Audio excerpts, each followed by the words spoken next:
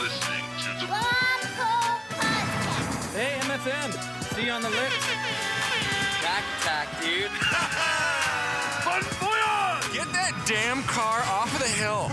Slide down them big hills. You know what I mean? On the big, nice burgundy snowboard.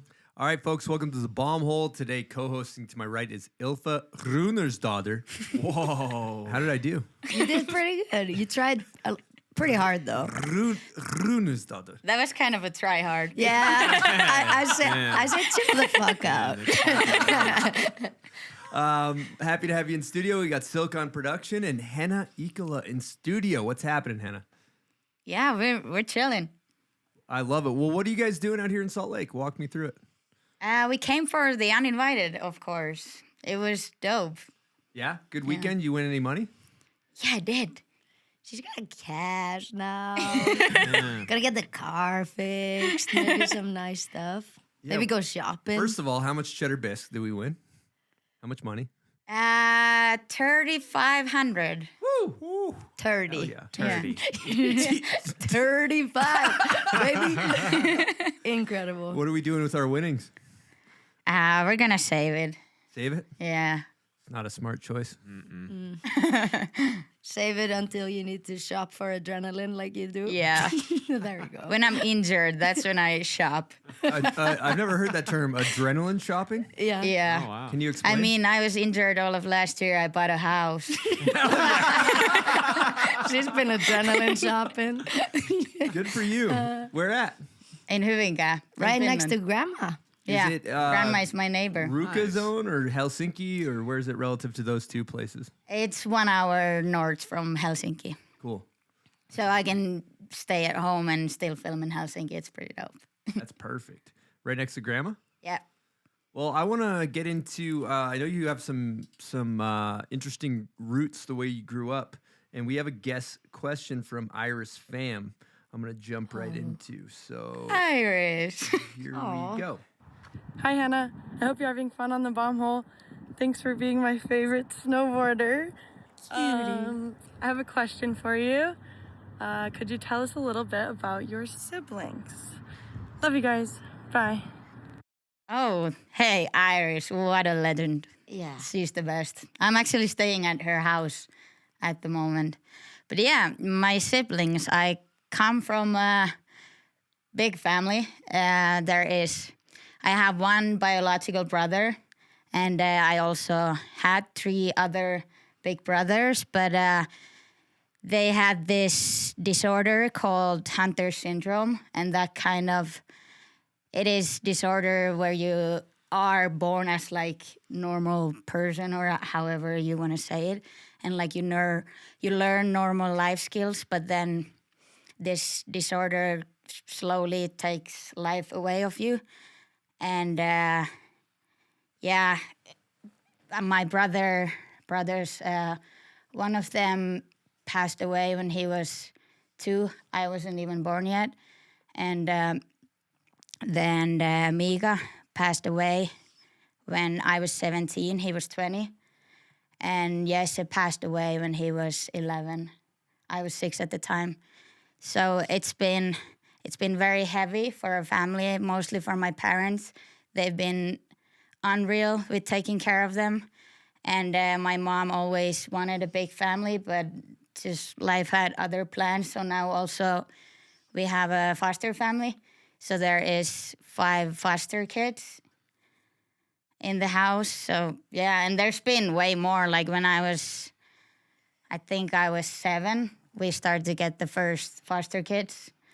And just a lot of kids in the house always. Yeah. Hannah's been like the coolest big sister to all her foster siblings. Like I get the privilege of being around you with them, and you're so good with them, and they come from like troubled background, a lot of them, and like disconnected families, and you bring them out snowboarding, and they're usually kids with a lot of energy and they don't know what to do with it, and you just kit them all up and take them out snowboarding, and it's so cool to see how you are with your siblings and your foster siblings, and it's just like really inspiring. I think people should know that. Thank you. Really but it's also like I love kids, So for me, it's like Yeah, it's fun. I like gain energy from being around kids, and yeah, it's amazing. But yeah, I just wanted to say, like, this hunter syndrome, it's fucking rare, and we've been told that it's like basically the odds are the same than winning a lottery, that there is 3 in the same family. I actually Googled, it's you have 2,000 hunter syndrome people in the whole world. Crazy. Yeah. Damn. Heavy. Your mom must have a gigantic heart. Yeah, she does. It's the crazy. biggest. Yeah. Both your parents are just the coolest. Like Yeah. the way that you guys work together as a family, like it's so funny. Like we were at Henna's new house that she bought while she was injured, and for the housewarming party, and it's just the perfect like showing like how her parents are. Is like she's like, oh no, like realizing it's gonna rain the day off, and her dad like pulls up with a car. He's a carpenter. He pulls up with a car and he just starts putting in like a roof over the whole yard. and he does it in like 10 minutes. And everyone's literally. acting like it's normal. And I'm just like, this is crazy. He's building a roof like right now. And like he just built the roof for the whole thing in like 5 minutes. And everyone's just like, yeah, that's what dad does. Yeah. He just does these things. And He it's builds so houses for his living, so that's literally what he does. Cool. Yeah. That's incredible. I got a question. With growing up with all these foster kids and your mom bringing everyone in and your parents bringing them in, what do you think it taught you? We've always been told, like, my mom always taught us that you have to be friends with everybody. You let everybody in. And that's like, you never leave anyone alone. That's what it really taught me. And like always, when you're in a room full of people, try to make sure that nobody is alone there. That is kind of the most important, I'd say. Well said. That's incredible. I think about it a lot too. Culturally, I feel like we've gone away from it, but the saying is so corny, but it's so true. It takes a village, and I feel like when you go to a house with a lot of kids and a lot of people around, it does feel like you're kind of being raised by the village in some ways. Mm-hmm. Yeah, it's a zoo out there sometimes. He definitely got some rogue siblings and a lot of animals and pets. There's always going to be like something epic happening when you go to Henna's parents' place. Yeah. It is hilarious. It is a mayhem. And it's pretty wild that we were living there with Rob and my partner till like, 1 year ago we moved. But Can you tell it's a us some place. epic stories from the foster kids or something? Something you remember? Now my brain is empty. But it's always a mayhem. They like to play around. They're very loud. like you.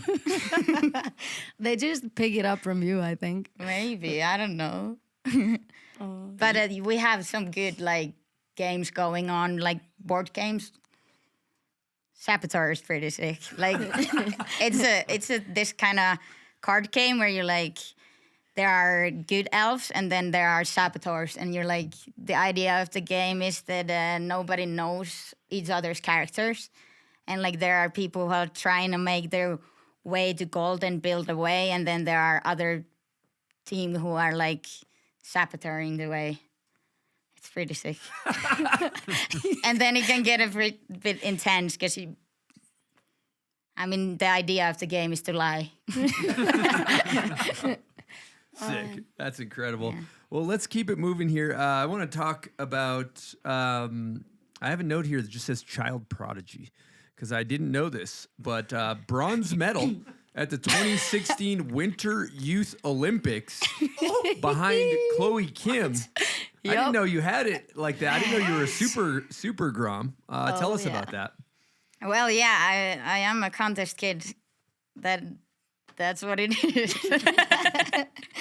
Yeah, I guess, I started snowboarding when I was 8 years old. I got into park riding when I was 10. And back in those days, like in Finland, we had TK and Eero and those guys, but we didn't have that much street snowboarding yet. We didn't have like any professional woman street snowboarder in Finland. So I didn't know that was possible ever, or like it didn't even cross my mind. It was kind of the natural way. Okay, you're good at this. You want to keep doing this. You go to the contest world, and then that's what I did. I started doing contests, and I liked it, and I went with it. So did you ride slope and pipe and everything? I actually did some half-pipe World Cups, which is pretty fun. You're probably a Finnish champion at some point in half pipe. Because I don't think I made it over the lip even. But, but I was doing it, yeah. Who were those? Oh, go ahead. Sorry. But mostly, slope style. That was my thing. I like to ride everything. Yeah. Formative years. Who were the early influences for you? My first snowboard idol was Peetu Piiroinen, for sure, because he was also from Hyvinkää, which is like the tiniest place. There's like 40,000 people living in Hyvinkää. P2 would be the American name, right? Yeah, P2. Yeah, just so that was just hella Finnish. That was the proper pronunciation. No, it's all good. Thank you, Chris. Yeah. That was it. Yeah. But Peetu. He basically won everything at the time. He was a superhero. Yeah. And his brother, Petja. And then when I started to do more contests and travel inside Finland, then I figured Enni Rukajärvi. Yep. So she was a big inspiration. Hell yeah. And what was your local hill? Sveitsin hiihtokeskus still is. It's those You pink wanna- rails. Yeah. Did you? I thought that was did you get to- Ruka. The pink rails? No, No, that's Sveitsi. Okay. But it's like there is this new guy who owns it. Matthias Peta is the big shout out. He's Shout a out. legend. He's running the lift for us.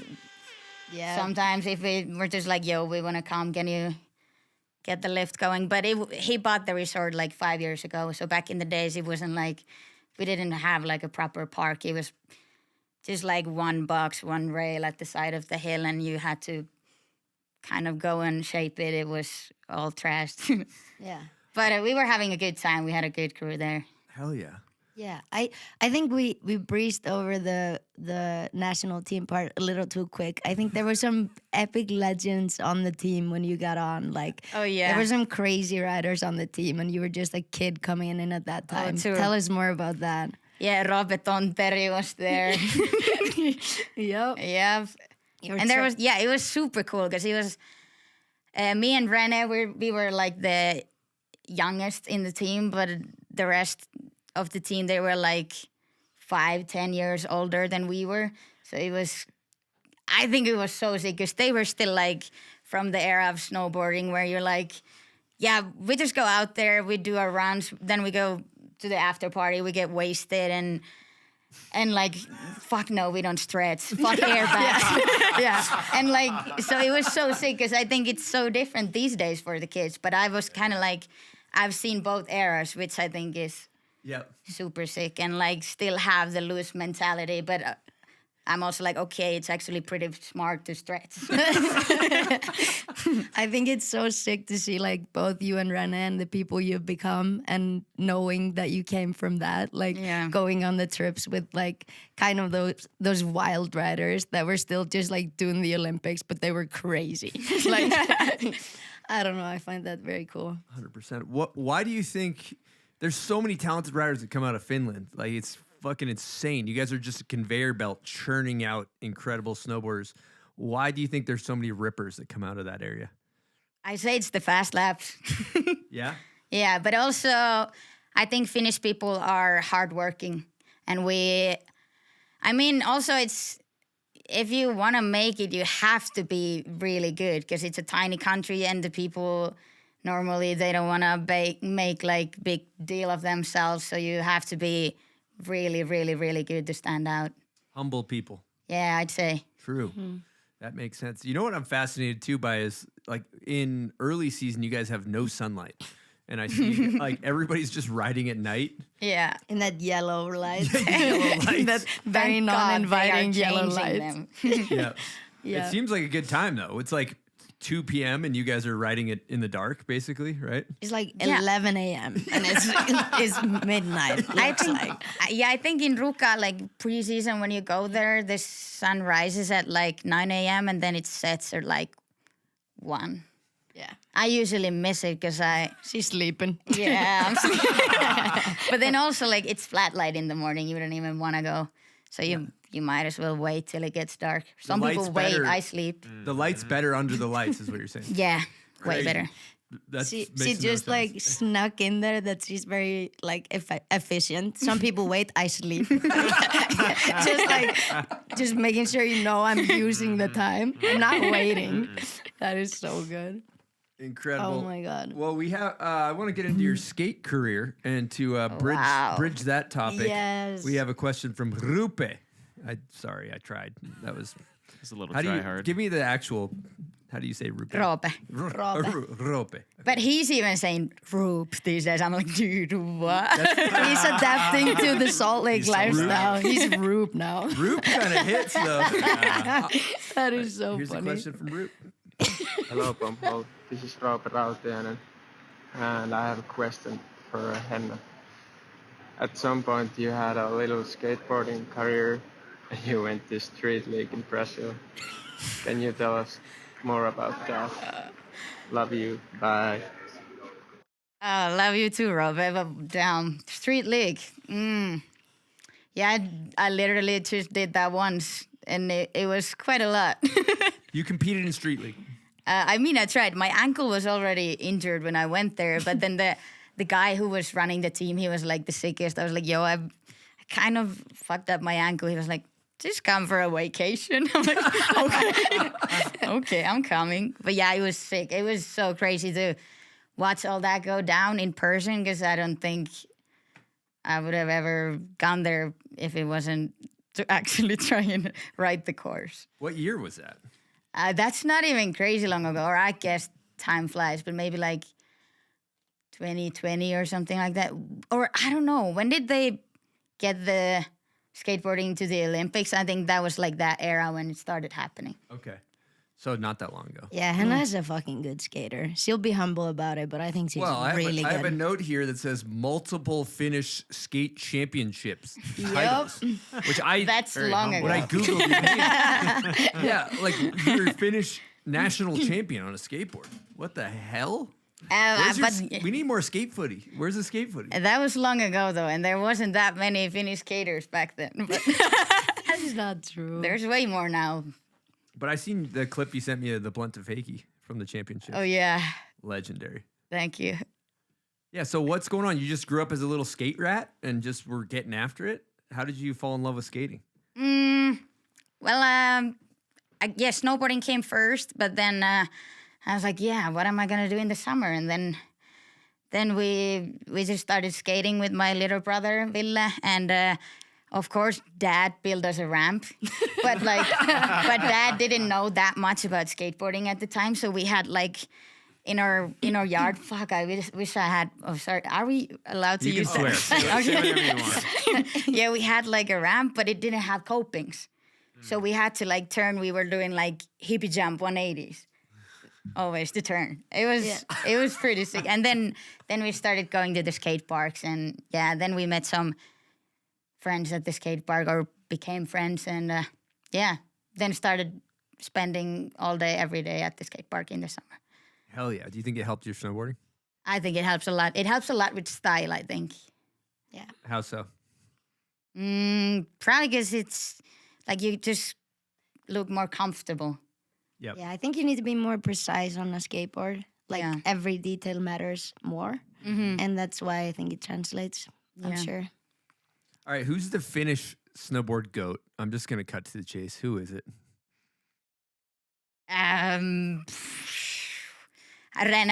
Rene Kangas, obviously, but yeah, also Peetu Piiroinen, as I said, one of the goats. TK Yep. is goat. We Those have Dr. Ludi. Oh, God. Yeah. There's hard to pick one. Henna Ikola. Aaro Ettala. Eero Ettala, yeah. Ika Backstrom. Yeah. Fuck, the list just keeps going. It's pretty legendary. All pretty good skateboarders, too. Interesting. Okay, so I also have going through your contest regimen, too. You have Estonian Open slopestyle champ or second place. What is that? Is that a fake news? You don't even know what that is? You did not. Is it? Wait, is- like, did you have not I do even that? been there? Is Estonian Open a real thing? I don't fucking know. Estonian, I mean, don't sounds remember legit. this. I've But I never heard of guess, I mean, Sounds real. I love that so I did much. go to Kiviõli in Estonia. Maybe that's what. Yeah, that's probably it. Yeah. I love how there's like all these X Games medalists coming here, and we take Henna in her Estonian contest, Open. Estonian Open second place. She doesn't even remember the contest. That is so epic. I do think it's incredible though. Like I view you as like you're flying off of buildings and like sliding down rails. I didn't know you were a contest weapon like that, doing fists and all the contests. I actually have a funny story. 2014, it was like my first ever World Cup that I did, and I remember. I think, yeah, I made the finals. Maybe I even like was like first, second, or third in the qualies, and then my coach was like, "Henna, if you podium in the finals, I'm gonna buy you a Big Mac." I was like, I want that Big Mac. And then I got second, and I was like, fuck yeah, I'm gonna get that Big Mac. And after that, somebody told me that, Henna, you know you actually won money? And I was like, yo. I had no She idea. was so hyped on the Big Mac. Yeah, I was 16-year-old at the time. What are we clocking in? How old are you now? I'm 27. Hell yeah. Rockstar. Rockstar age. Yeah. Almost made it. I'm 2 weeks and I'm 28. Yeah. That's critical. We got to make it through these next 2 weeks. Yeah. It's major. Incredible. So when you were doing contests, like the whole time, are you doing all the training camps and national team stuff and all the things that come along with that? Yeah, we were doing a lot of those, but yeah, I guess the Finnish team never really has been the one with the most money, so we never like did all of it, I guess. But yeah, there was some summer camps, of course. Yeah. And you didn't have a massage person that travels with you guys? And no, not really. Okay. That's tough. I also found out recently you went to the Finnish snowboard school that everybody goes to, right? Yes. Who was in school with you at that time? Yeah, Robe was there. That's kind of where we started hanging, and High school sweethearts. yeah, and we had a lot of girls. There was Karola Niemela was there, or she did like this sport. I guess you kind of, I don't even know what, you become like a sport coach or something like that. It was in the high school, but we all like had the same training. So Karola Niemela, and then Emmi Parkkisen-Niemi, Karoliina Vuorivirta, Emma Laine. There was a lot of girls. Hell yeah. That's incredible. Let's get into Rene was there. Oh, Rene was in your high Yeah, school. yeah. He wasn't really around that much. Yeah. He was already just Yeah. in Oh, the Mikko was stratosphere. there. Mikko Ramberg. You've seen his Ripper. yeah, another brick on the wall. Super good watch, Yeah. actually. A lot of roofs. A lot of roofs. I love seeing the roofs come back, which we'll get into later in the show. Yeah, we've been talking about those serious contests, I guess, but like there is one that's way more important and serious, I think, and that's the Vappalonas Championships. Maybe tell the people at home about what it is and what it meant to you when you and Telma had the head-to-head at the last Vappalonas ever. Yeah, so Vappalonas, that's like a very loose event. It's like a lot of drinking at that event, and like yeah, it's like a 3-day event, I guess. There's like bank slalom, and then we have knockouts where like 2 people go head to head at the same time. And yeah, now they are doing rail jams. That's kind of a new thing. But yeah, so last year it was sadly the last Vappalonas ever, or maybe they're gonna make a comeback someday. I don't know. But yeah, I had won Vappalonas 2 times before, and Telma had won it once, and nobody has won it 3 times. So I was like, okay, I'm gonna make it this year. Like I'm gonna be the one. And then me and Telma were going against each other, and Actually, based on like the points and or like as we were thinking, we were pretty sure that I actually won the whole thing. We were making a documentary. We were making a documentary. We started from day one. Henna getting kicked out of the club, like Thelma in the bathroom puking. We were like documenting everything. And we were like, okay, Henna's gonna take this one. She has like more wins and got kicked out from the club. Twice. She's probably gonna get this one. And then we went to the prize giving, and basically, I think, Ylfa has the documentary. It's not out anywhere, but I think maybe it's time. But it's like we're at the prize giving, and like I've never been thinking in my head that I'm gonna win anything, but I was so sure that I'm gonna win this. Thelma was sure. I was sure. Everyone knew that Henna was gonna win this And one. then they're saying, and the winner is Thelma Sergio, and we just lost it. Like, fuck yeah, this makes the documentary so much better. Like, my jaw is on the ground. Funny. And the thing is that this event had one person before trying to make a documentary about winning this event, and they also didn't win. So it's like cursed. That is so funny. Yeah. Yeah. But we won the team challenge, and we were all in the same team. So yes. Oh, I forgot about that one. Yeah, team contest. That's the main thing about Vappulounas, actually. Not for Henna Ikola.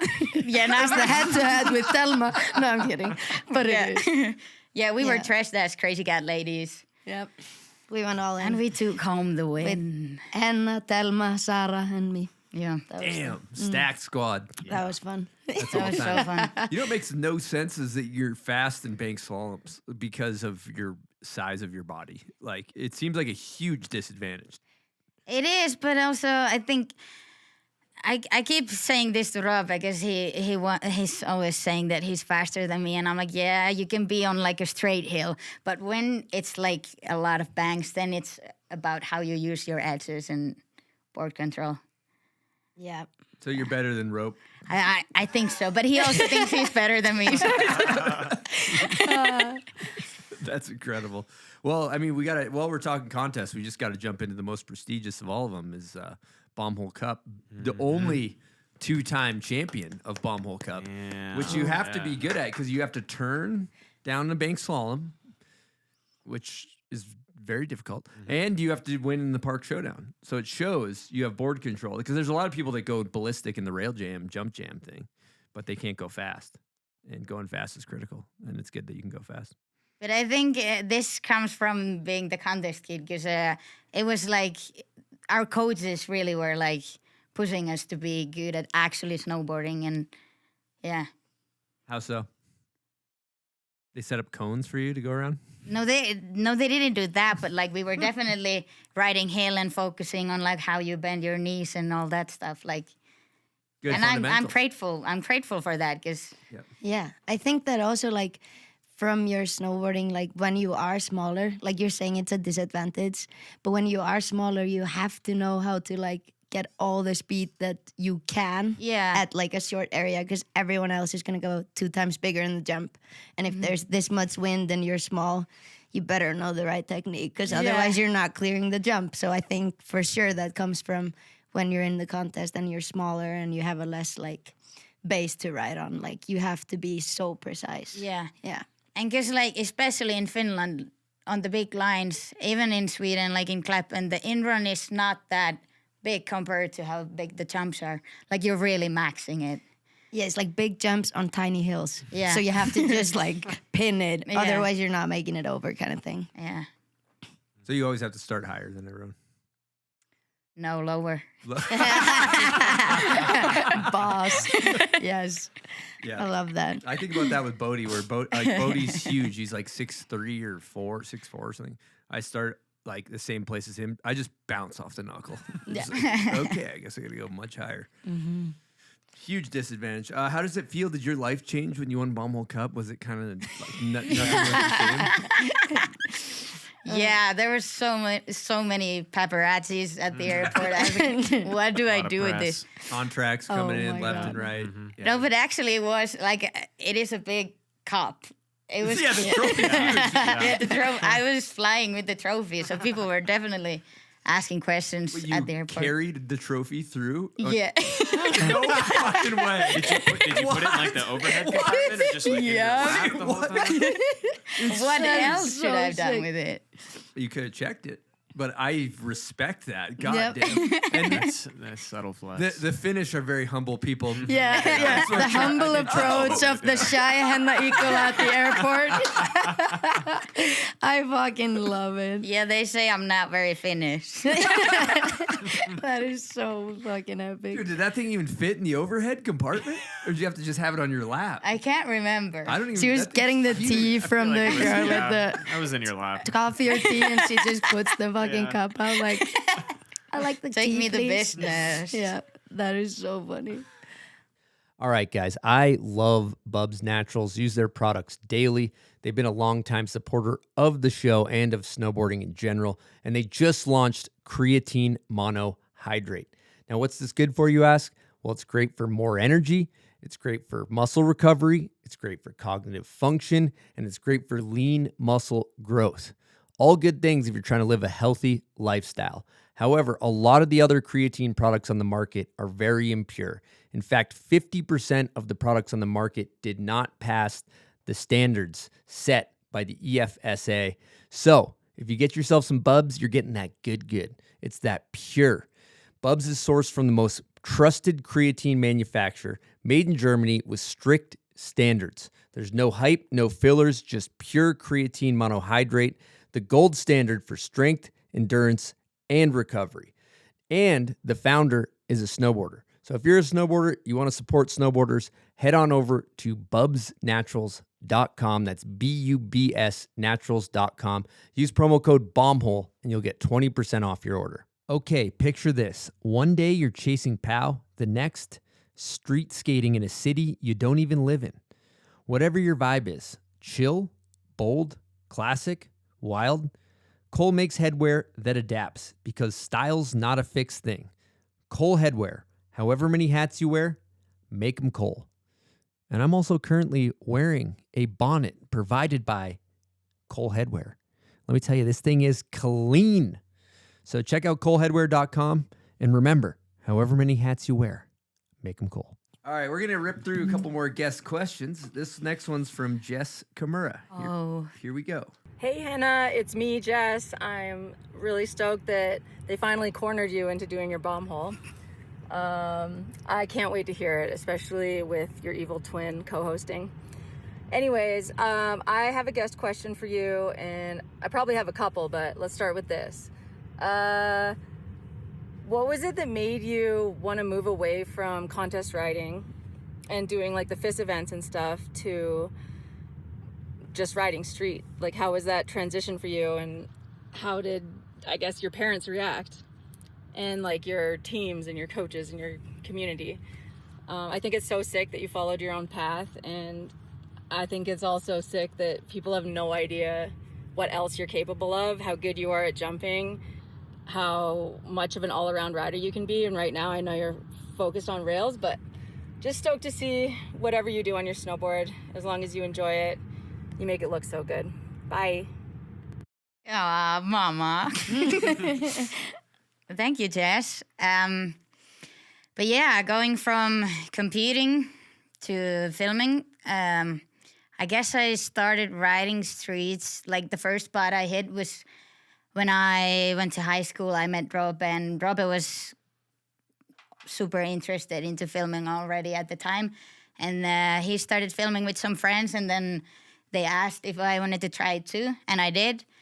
And I really liked it. I liked the freedom of it. And then 2017, I broke my ACL in both meniscus.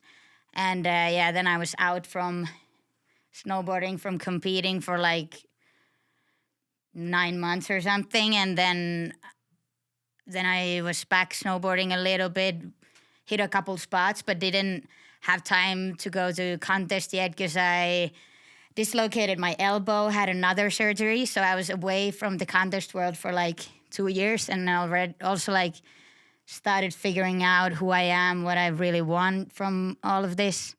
And then at that time, like street snowboarding just felt like more like my thing, and going back to the contest world, it kind of just didn't make me feel good anymore. I felt super anxious at the top, and just it didn't feel right. And then I called my coach and was like, yo, I don't think I can do this anymore. Like I think I just want to go and film right in the streets. But it was definitely scary because I was super young. I had been competing for like most of my life, I guess maybe like 10 years at that point. And like all my friends were competing, and that's how I knew myself, and that's also how I thought everybody knew myself. So in my dumb young brain, I was like, okay, if I stop competing, I'm gonna lose all my friends, I'm gonna lose all my parents, I'm gonna lose all my sponsors, I'm gonna like lose everything. But of course, everybody took it chill. Everyone's like, yep, do your thing. Yeah, exactly. That's incredible. But also I thought that like making that decision, it would mean that like I have to stop dreaming about being professional snowboarder. And I was like, okay, I'm gonna make my money elsewhere and then film. But then Jess came in the picture, we did the uninvited, and that's when my snowboard career started. Hell yeah. Yeah. It's cool watching the early street footage. You're so like small. Like you feel like you look like a little kid going down the rails. It was awesome. What was it like the first time you got on the rails? I feel like when you're a slopestyle rider, you have to be so consistent to do runs. Was it a tough transition, or were you able to just figure it out quick? I think what I've kind of struggled with is that in the streets you sometimes have to battle because I wasn't really used to that. Like, yeah. Yeah, I think that like you can see on Henna snowboarding, I think everyone sees it, not just me, is that like Henna has so good fundamentals and you're so good at snowboarding that you are really like, I would say, is it oblivious to street snow? Like you just have like this kind of like, when you come into it first, you're like, whoa, this thing is so easy. It's like rails in the hill. And you were doing like crazy stuff like the first year you're filming. Yeah, but I didn't know the kind risks of, yet. Then you kind of learn that, oh, aluminum doesn't always slide that well. Or, you know, oh, there's a tree right there and I hit it on my way out because I didn't think it even existed. You know, like you kind of came into it with this like, I'd say the perfect energy coming into streets, just like knowing who you are, knowing that you're good at boarding and you can do all the things. And I think a lot of people have that the first years, doing like some crazy gnarly kink rails and stuff like that. You maybe even like a couple of years later when you're way better at snowboarding, you're like, oh my God. Yeah. Would I step up to this today? Like you were kind of that coming into streets, and that was like really cool to see. Thank you. Yeah. Hell yeah. I noticed Jess mentioned, she said you're focused on rails, but are you focused on Not really. Roofs. Are you focused on roofs? That's what I was gonna ask. Are you focused on Dude. rails or roofs? I hate rails. Yeah, we literally like are forcing Henna to do some like rails for a video. It's like, They're like, Henna, hit everyone's this like kink. on I'm the. like, do that. Henna's looking, she's driving around looking like this. For real. Oh yeah. She's looking up. And it's like, if you're with Henna on the trip, it's like, okay, people, it's Henna's day. Bring all the water, all the extra clothes you need. We're just shoveling for like 15 hours. Some easy one. But we all fucking love it because it's so worth it. Yeah. Because when you go, it's always like freaking amazing. But like you. Henna Likewise. snowboarding in the streets is not her looking for rails. I'm just going to make that clear to y'all. It's like, do I need a rail? Yeah, I guess I don't have any rails. I think maybe just like one. Yeah, you need a ladder. We need ladders. Yeah. That's Oh, pretty yeah. cool. Yeah. Yeah, that's why I like filming home, because I have my van, I have my drop-in ramp, I have my winds, I have my ladder. But yeah, we went to Montreal. We were renting ladders. Yeah. Henna's like wants to be the boss of her own roof stuff. So we're like in Montreal. She's on the roofs, like same kind of roof, just in Canada. And she's like dreaming about being on a roof in Finland, where she's like, fuck, my ladder is so much taller than this bullshit ladder. Like that's what she's thinking up on the roof before she's dropping in like the roofs in Finland, man. It's so much better. We could get my winds up here. Like, she's just thinking about all these things. Doesn't want to travel, just wants to go higher. Bigger roofs in Finland. That's the future. But Montreal was nice. Yes. The roof kickouts are so much more savage, though. They are scary. People when they kick you out, they're like, "What the fuck are you doing on my roof?" they're not like, "Why are you going down this rail?" Yeah, In Montreal, we were hiding in the bushes. Yeah. Oh my God. So we tried to hit this roof spot in Montreal like a couple of times for Henna. It worked out the fourth time. Yeah. But you have to tell this story. This is insane, Henna. Yeah, it's like, but the fourth time was also, that was the first time I actually was able to hit that roof, right? Yeah. I was up there with my snowboard on the third time, but then they always like security guy drove and they were Not down. not down. No. But the cops were nice. We were flirting a little bit, but that helped. But yeah, then also it started to get so awkward because we were already getting kicked out a couple times. So then Maria was like, Henna, no, let's run. Then we ran to the bushes and I'm like, yo, Maria, why are we actually hiding here? The cops are literally below the spot, like being super confused because there's still a ladder there. Yeah, there's but some shovels. Everybody ran away. And we ran so quick that then I realized when we were sitting in the bushes, I'm like, fuck, my snowboard is there. My helmet is there. And the helmet was like at the front yard. And we were hiding here in the bushes in the backyard of the building. And then they're just like hiding for a bit in the woods. And then they're all of a sudden coming to terms with like, I think we have to show our faces. It's the cops and they're not like we have our They're stuff still here. And then we see them carrying the ladder. And that's when I was panicking because like the ladder was not mine. We were renting the ladder. So then me and Maria, we have to go there to talk to them. And yeah, then there were these young cops and they were, what were the flowers or the things that get what stuck are they to called? your... Like the flowers that get stuck on your clothes? Yeah. Like berms? Yeah, or something? yeah, burrs. Birds. Oh, Yeah. And the cops like have those birds on them. So they were like crawling in the bushes looking for the girls. And he's like acting all normal. And the girls were just like trying not to lose it, realizing that the cops was actually in the bushes looking for them too. It's so funny. Oh, and then I think it ended up we just pretending to leave. And then we came back and got the clip. Got the fuck out. Yeah. Yeah. Street snowboarding is ridiculous. You ever think about that? Like, I went to this spot 4 times. We've been asked to leave 4 times. Yeah. And all for a 4-second clip. Yeah. Like, Yeah. it's insane. Yeah. It's a beautiful thing. Absolute losers when you're standing there getting kicked out as a grown-up person by someone doing their job and you're like, please man, we're just gonna like clean it all, like we're not pros. ruining anything. We're making a video. It is so funny.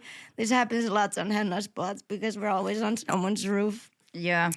And it's scary because sometimes, you know, you give your signature saying that you're going to pay everything that you break. And if there's a roof in the league, you're like responsible. So usually in the summertime, when people call me from random numbers, I'm like, do I dare to answer it? Not Is picking this- this one up. I probably fucked up this person's roof. So Yeah. I'm just not going to answer that.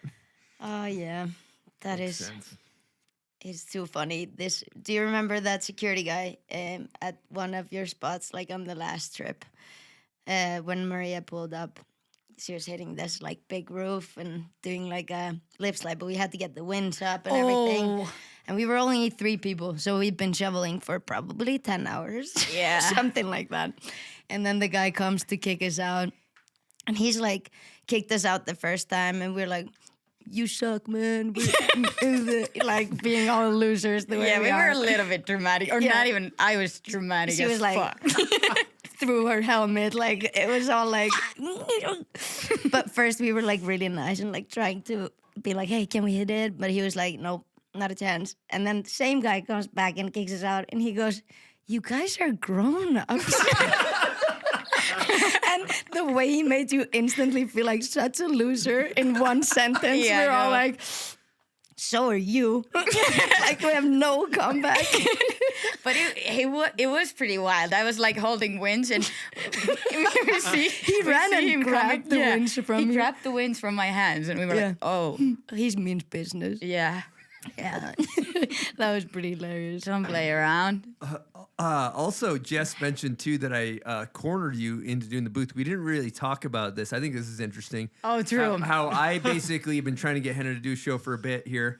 Texted you. You kind of ghosted me all weekend for however long. Sorry. And then Sorry. while Ylfa's on her way to go to the airport, she's like, "Well, I would only do the show with Ylfa." Just She waited. waited. Yeah, She you waited. knew what you were doing. But then I said, okay, well, I'm going to call Pat Dodge. And I was like, what if Ylfa doesn't have to go to this Burton shoot and she stays? I said, actually, I cornered you. Exactly the words. Yeah. Because I was like, if Ylfa can stay, will you do a show? And then you said yes. And I was like, okay. Oh, that's epic. And then I hit up Pat Dodge. Him and Zach changed your ticket. And you thought you weren't going to be able to do this. Yeah, but here we are. They're the best. And also, thank you, Ylfa, for Thank you. I just want the world to know everything about Henna. She's like the most hilarious person you'll ever meet, and she's not even trying. And then once she starts trying, she's not that funny. She is so funny. Like the first time I met Henna, or like I had seen you, but I hadn't met you. The first time I actually meet Henna is like I'm at this street spot with a couple of friends, like Sarah and a couple of friends. And Henna pulls up in this sports car out of nowhere. Like, pulls up in this sports car, and it's so small that her board barely fits into it. And she's like wrapping out the board. She's like, maybe you're 18 or something. Yeah, barely. And I'm like, who is this rich bitch? Like, pulling up to the spot in that car?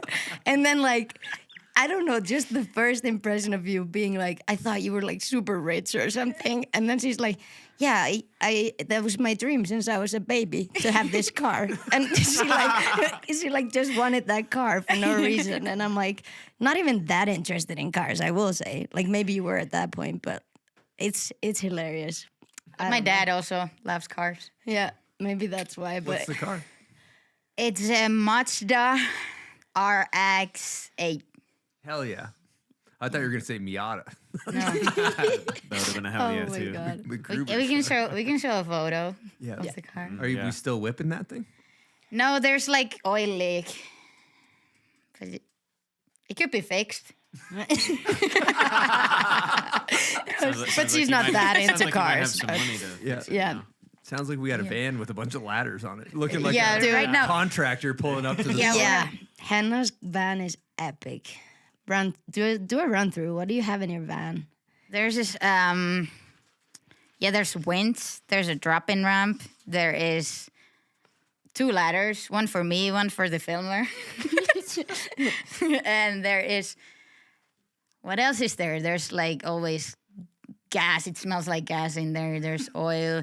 There's a saw. There's a hammer. Like There's 5 crammed in camera bags smelling like gasoline. It's like, it's packed, this van. multiple There's shovels. some rust.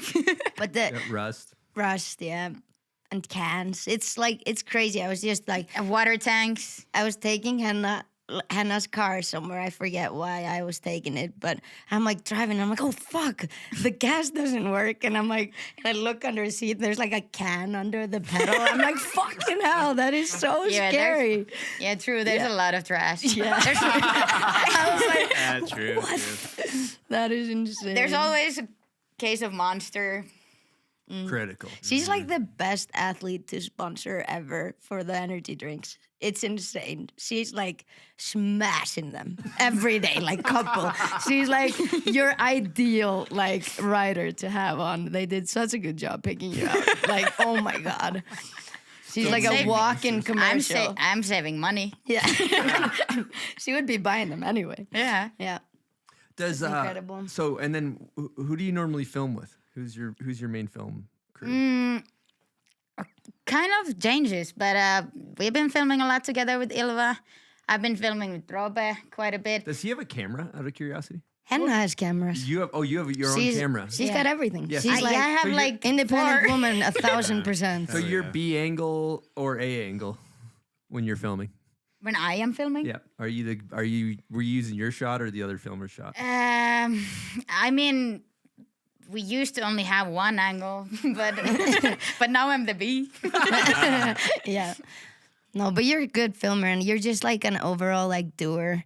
So like I just want to do. Henna in the streets is like nobody has showed you the ropes in the way that you have done it for yourself. Like she goes buys a camera, she buys the ladder, she buys the wind, she makes it all happen because she wants it so bad. And like I feel like a lot of us have this mentality where we like just want to do it so bad.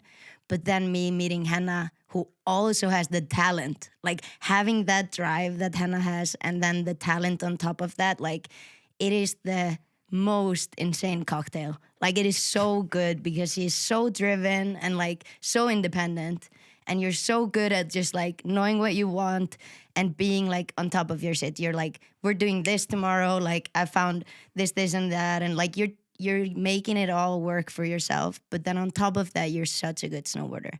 So you can not only dream it, but you can make it all happen. And that's why you're so good at it, I think. Thank you. And Ylfa loves to say that she's not talented, but she's also talented. Yeah, hell yeah. This is the Henna show, guys. Let's stay on that topic. And I think that is not true because I think that like I have all these visions and then I show up to the spot and I can't make them work. Henna has all these visions. We show up to the spot and within 3 tries, he's lacing. Like that's how good of a snowboarder you are and how good of a, like you visualize so well and you're so good with your body and how it works. It's incredible. I'm like such a big fan and I think it should be known to everyone that like Henna has not been served any opportunities. You've created them all and you have, of course, people help on the way because they see that you're already creating the opportunities for yourself and that's why people want to help you. But you are why you are where you are. And it's so incredible. Yeah. That's facts. Hell yeah. Love that.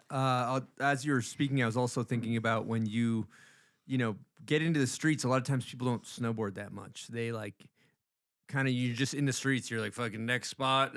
Like you haven't actually ridden your snowboard aside from off of a roof into a wall, like at all. But I feel like you and rope. I don't know. I'm lost. You and rope? I'm right I'm going to go with rope for now. Yeah. I like that. Or roop. Roop's the American way. Yeah. But it seems like you guys ride a lot park and film little edits and stuff. And that seems like it must help your snowboarding. Yeah. I mean, Rob always wants to film Instagram videos. It's a thing that we talk about. I'm like, yeah, maybe we could like not film today. But it's good because when we go to resort, I mostly just kind of want to ride, but it's sick that he really wants to film there also. So then I can also film clips for my sponsors. Sponsors. All right, has there ever been has that created issues though in the relationship when he's trying to cab 2 like a kink rail in the park and it's taking a long time? Like, has that ever created Were you problems? there, Chris? I know that my wife have to will not imagine. film. And my wife will not film me skateboard. She's done that once before. Drawing it was a firm disaster. line. Yeah, we don't not do happening. Oh my. Yeah, I get. And the thing with Rove is like he usually when he wants you to film, it could be a thing he's never done before. Where for me it's like I usually just film the stuff I've done 1,000 times. So yeah. So it seems like you're spending a little bit more time behind the camera. Than Sometimes I'm not saying all the time, but. Interesting. But he's also really good. So he usually lands the stuff he's never done before. Yeah. Well, we actually have another question from Jess Kimura on this subject. Here we go. Hey, Henna, it's me again, Jess, with another question. You and Rope have been together forever, and it seems like you guys work so well together, filming and feeding off each other. I was wondering, like, how important is that for you to have a partner who supports what you're doing, understands what you're doing, and is also so sick and so inspiring to watch? Bye. Yeah, I mean, it means everything. It literally means everything. It's so sick to have somebody who knows your skill level kind of the same way that you know. So when I'm like insecure, I can be like, yo, do you think I got it? Sometimes he's like, nope. but then I'm like, fuck it, I'm gonna prove you wrong. Yeah. But then also sometimes when I'm insecure, then he's like, no, you totally got it. It's like perfect balance. It's been so funny because I've been knowing you for a couple of years now, and I feel like first times around when I went with you and Robert to the street spot, the whole process of it was Henna being, yeah, I got this, and Robert being like, oh my God.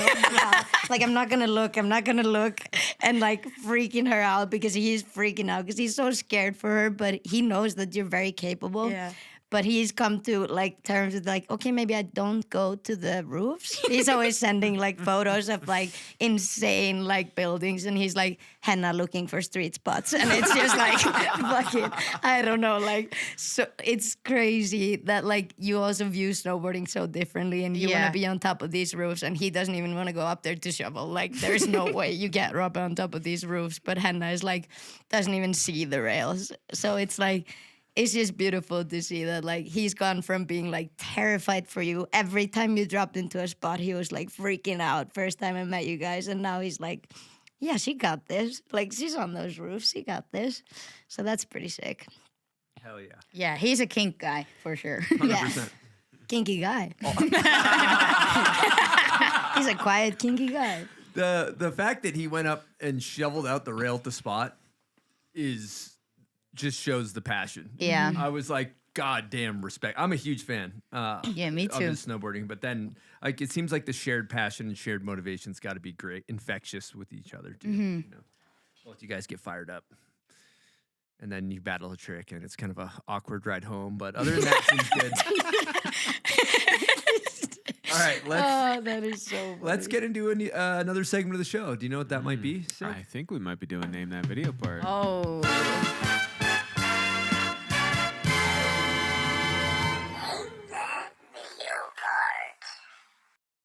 How you feeling? Whatever. Are you confident? 0 through 10. Give me a number. Can we go minus? Yeah. I'll have to make a new graphic, but yeah, do it. -3. -3. Okay. Yeah, I told you I'm a YouTube kid. Yeah. What does that even mean? For me, it means I wasn't even watching snowboarding. I was just watching, all these random ass videos. Sinä tuupa paska. Oh yeah, I love them. Oh, yeah, the classic old Sinä tuupa paska. That's Yeah, that's a tale as old as time. Yeah. We've all been there. We've all been there. We've all been there. Yep. That makes a lot of Yeah. sense to me. Been there. All right, There was like the keyboard cat 10 hours version. Yeah. You watch I all- was you watch watching the whole 10 thing. hours. Yeah. Keep her at 10 hours. So snowboard knowledge in terms of video is pretty low. No, that has come later on the way. A lot of history lessons. All right. Well, Good luck. But hit me. yeah, good luck. Here we go. Oh, I know this one. This is a WAP video. That's correct. Yes. Congratulations. But this is not that old, Yeah. Perfect. First those Henna. meatballs. That was straight up Meatball Monday right there. Yeah. Sam. Yeah. That was That one was served. Yeah. served Yeah. up on a platter. You actually just won. Yeah, you won a little thing. And you have a sticker in there that says "I won Name That Video part." Oh, All wow. I won was this stupid sticker. Wow. And there's have to a go home with turtle that, box yeah. in there, I believe, speaker Yeah, with your turtle name on box. it. Very heavy. Wow, thank you. You can also use it as a weapon Yeah. if you need If to. anyone tries to fight you. Yeah, they're pretty heavy. Yeah. Are we going to shout WAP or what? Henna? Yeah, are we gonna? Shout out WAP. Shout out Toppe. Shout out to Hell Tobbe. yeah. Toppe has been helping out a lot also. Like we chat a lot during the winter. He's usually like in the morning sends a message. Yeah, what are you doing today? What are you guys hitting today? And then last season we found a rail. We found a rail just like outside a building. We took it and then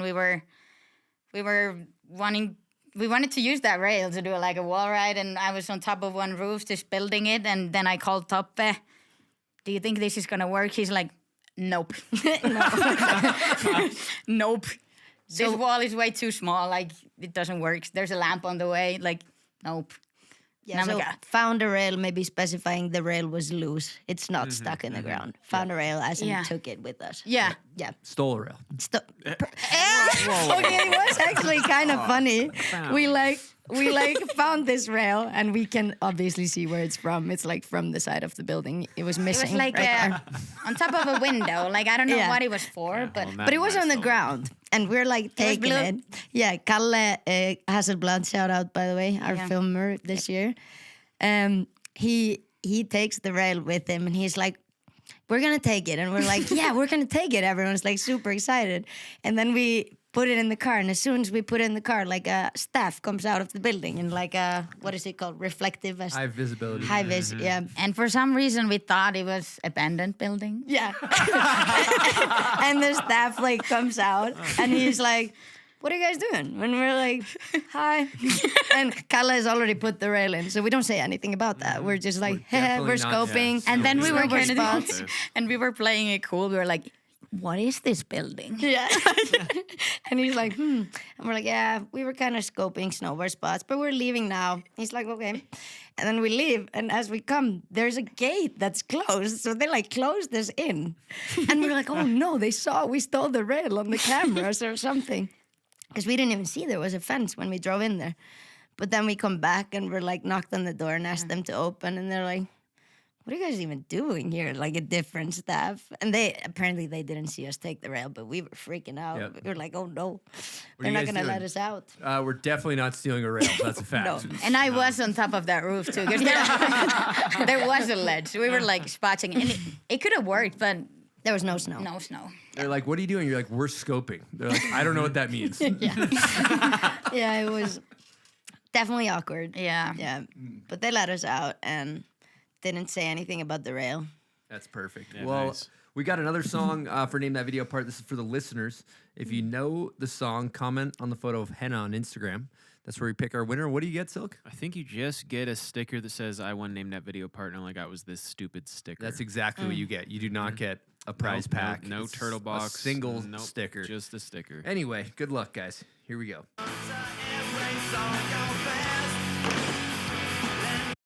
Okay. Thank you guys for playing. Name That Video Part.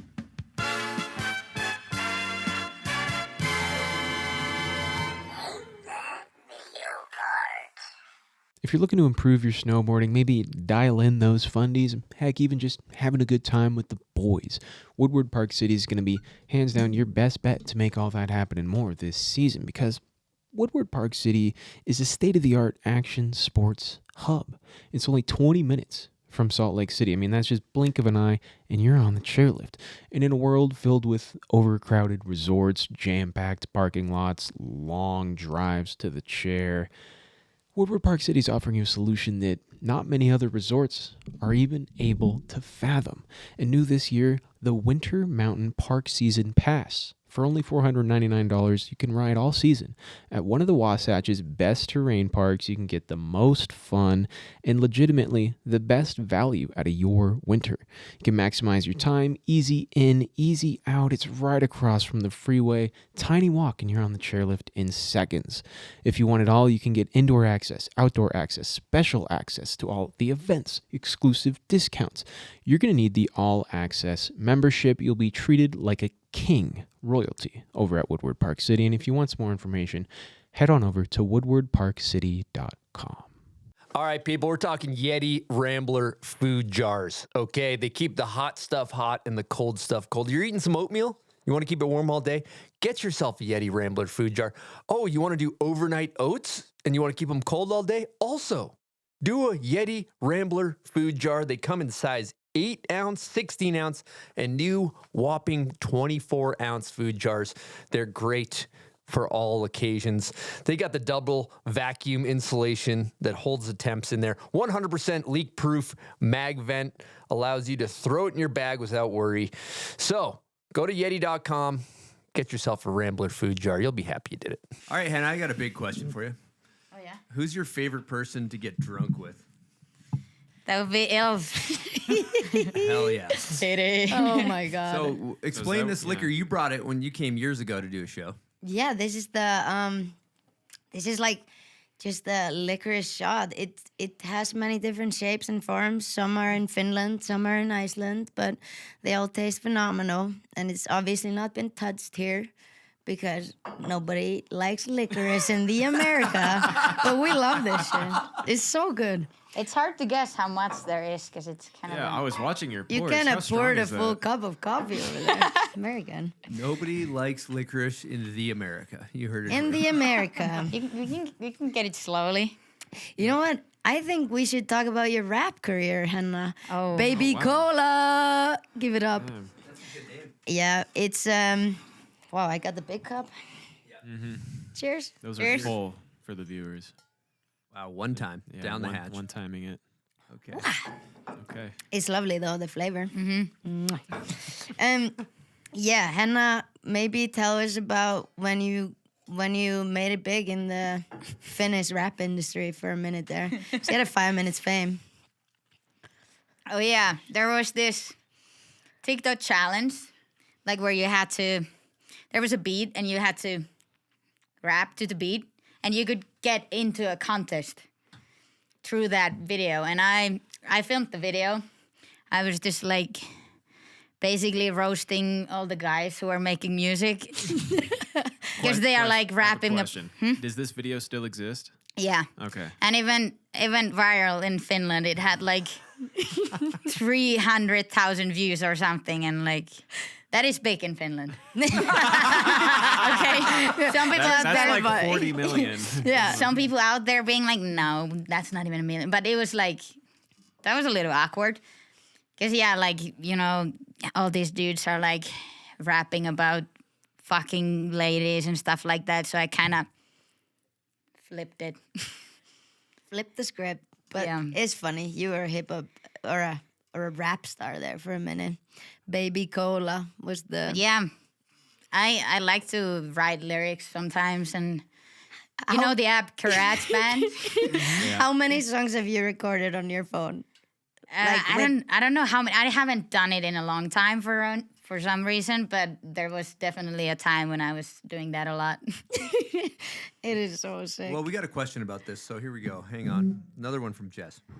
Hey Henna, it's me Jess again. I promise, last one. I just want to say I don't think that this recording will be complete if you and Ylfa didn't do like a freestyle duet here. I don't know if anyone knows, but Henna's a pretty good rapper and Ylva's a pretty good beatboxer. So also shout out Ylfa. I love you. You're such a great friend to Henna. I hope you guys are having the best time and laughing your asses off. Bye. Henna, Baby Cola, do you want to be? Is that your biggest dream? Rapping on the bomb hole? You can rap in Finnish. What language? Yeah, do it in Yeah, you Finnish. could do it. Do it in Finnish. Take a one that's already existing, so you look kind of flowy. We'll never know. We'll Yeah, never we'll never know. Are you Off the gonna dome. beatbox though? Yeah, why not? How do we go? I only with have one beat that I do, and I learned it from Sanya Snappy Border. Shout How out. about we go with the uninvited intro one? Oh, true. That we were filming and it just happened to be caught. on It was camera. a freestyle. Joo, täällä mä syön rahkaa. Tää ei oo mitään koiran paskaa. Tää on suora Islannista. Joo, kato vaikka mittarista. Damn. That is so funny. And now translated. No, I'm kidding. Wow. That was a yogurt rap. I was eating yogurt and just rapping about the yogurt. Yeah. Damn, bars. That one kind of I just didn't know you had happened. bars like that. Yeah. Crazy. Oh, Hell that's yeah. so funny. Damn, we might need a wrap your own video part situation. Have you thought about that? Yeah. Wrap your own video part. Yeah. I mean, you're a big fan of like Finnish hip hop, and you know Yeah. so much about the Finnish hip hop scene, and you're rapping in one of your favorite artists' shirt right now, and you're just like all in that. Tell Yeah. us a little bit about how you got into rap and why you like it so much. Rap probably comes from because the crew I started filming with, Labyrinth crew, they were like big on rap, and actually one member of the crew happens to be one of the biggest rap artists in Finland at the moment. Shout out Sexmain. Shout Hell out. yeah. Max Henna. Yeah. He was filming dope stuff, but then he hurt his knee and started rapping and was just too damn good. Yeah. Doesn't really snowboard anymore. Hell yeah. That was such a sick crew. Why don't you tell us more about like Labyrinth and like how that came about and who is still in snowboarding so people get faces Yeah. on who was in Labyrinth crew. Well, at first it was like Max and Veikka, Heikki, Roope, Kilian. They don't really snowboard that much. Veikka is a sick skater. He's filming like skate parts, still killing it. But then Joona, Petrus, they joined Saikkonen Brothers. So fucking good. They're unreal. So they are still very much doing it nowadays in the Melter videos and family thing. Yeah. Great vid. But they are so dope, and they were always taking me with them in open arms, helping a lot, giving knowledge a lot. Because I was like, as I said, I wasn't really watching any snowboarding, but they were kind of like 10-hour cat piano. they were kind of the ones introducing the whole world and like showing me all the snowboard videos and. It's so dope. It also seems like too there's a lot more up and coming female Finnish rail riders. I see a bunch of footage coming out. Yeah. There's the United Chaos crew. They are killing it. Tell us a bit about that and how you come into play with that and Sarah and like how much you think that these girls have sort of picked up like maybe things from seeing you and seeing other girls doing so well in the streets. Like you are really a big inspiration to them and I don't think you know how much like they look up to you. I think they're really, really hyped on you and that's why there's more and more all the time. That's a bit biased to say. But there's this snowboard club, Helsingin Lumilautailijat. Janne Lipsanen is like the one behind all the Melter movies. And then there was a few of them. But then Sarah and Janne wanted to do one for the girls as well. And then I joined with them and we started to ask for funding a little bit. We got Sarah and Janne was more like doing that side of things. We got Helsinki City on board. And that's how the whole idea started. And then me and Sarah were like figuring out who would be the riders. And mentoring and helping them find spots and just showing them the ropes. Then we got the crew together and it was so sick actually because sometimes you get a random group of people together and things kind of go to hell. But they became like actually a crew right away, which has been super sick to see. And they are so supportive of each other and it's amazing. And they're doing it and like now it's more in their own hands. And they like are adding new riders, going more international too. Yeah, it's really sick to see. And I think those girls are just like such a cool example of like if you just get introduced on a little corner and then you take it from there yourself, you can create it too. So it's yours. Yeah. Like you make it yours. And that's what they're doing right now. Yeah. And that's really sick. Yeah, like at start we were kind of mentoring and like showing around spots or like sending photos, but now like they don't need any of that. They know what they want. Yeah. It's sick.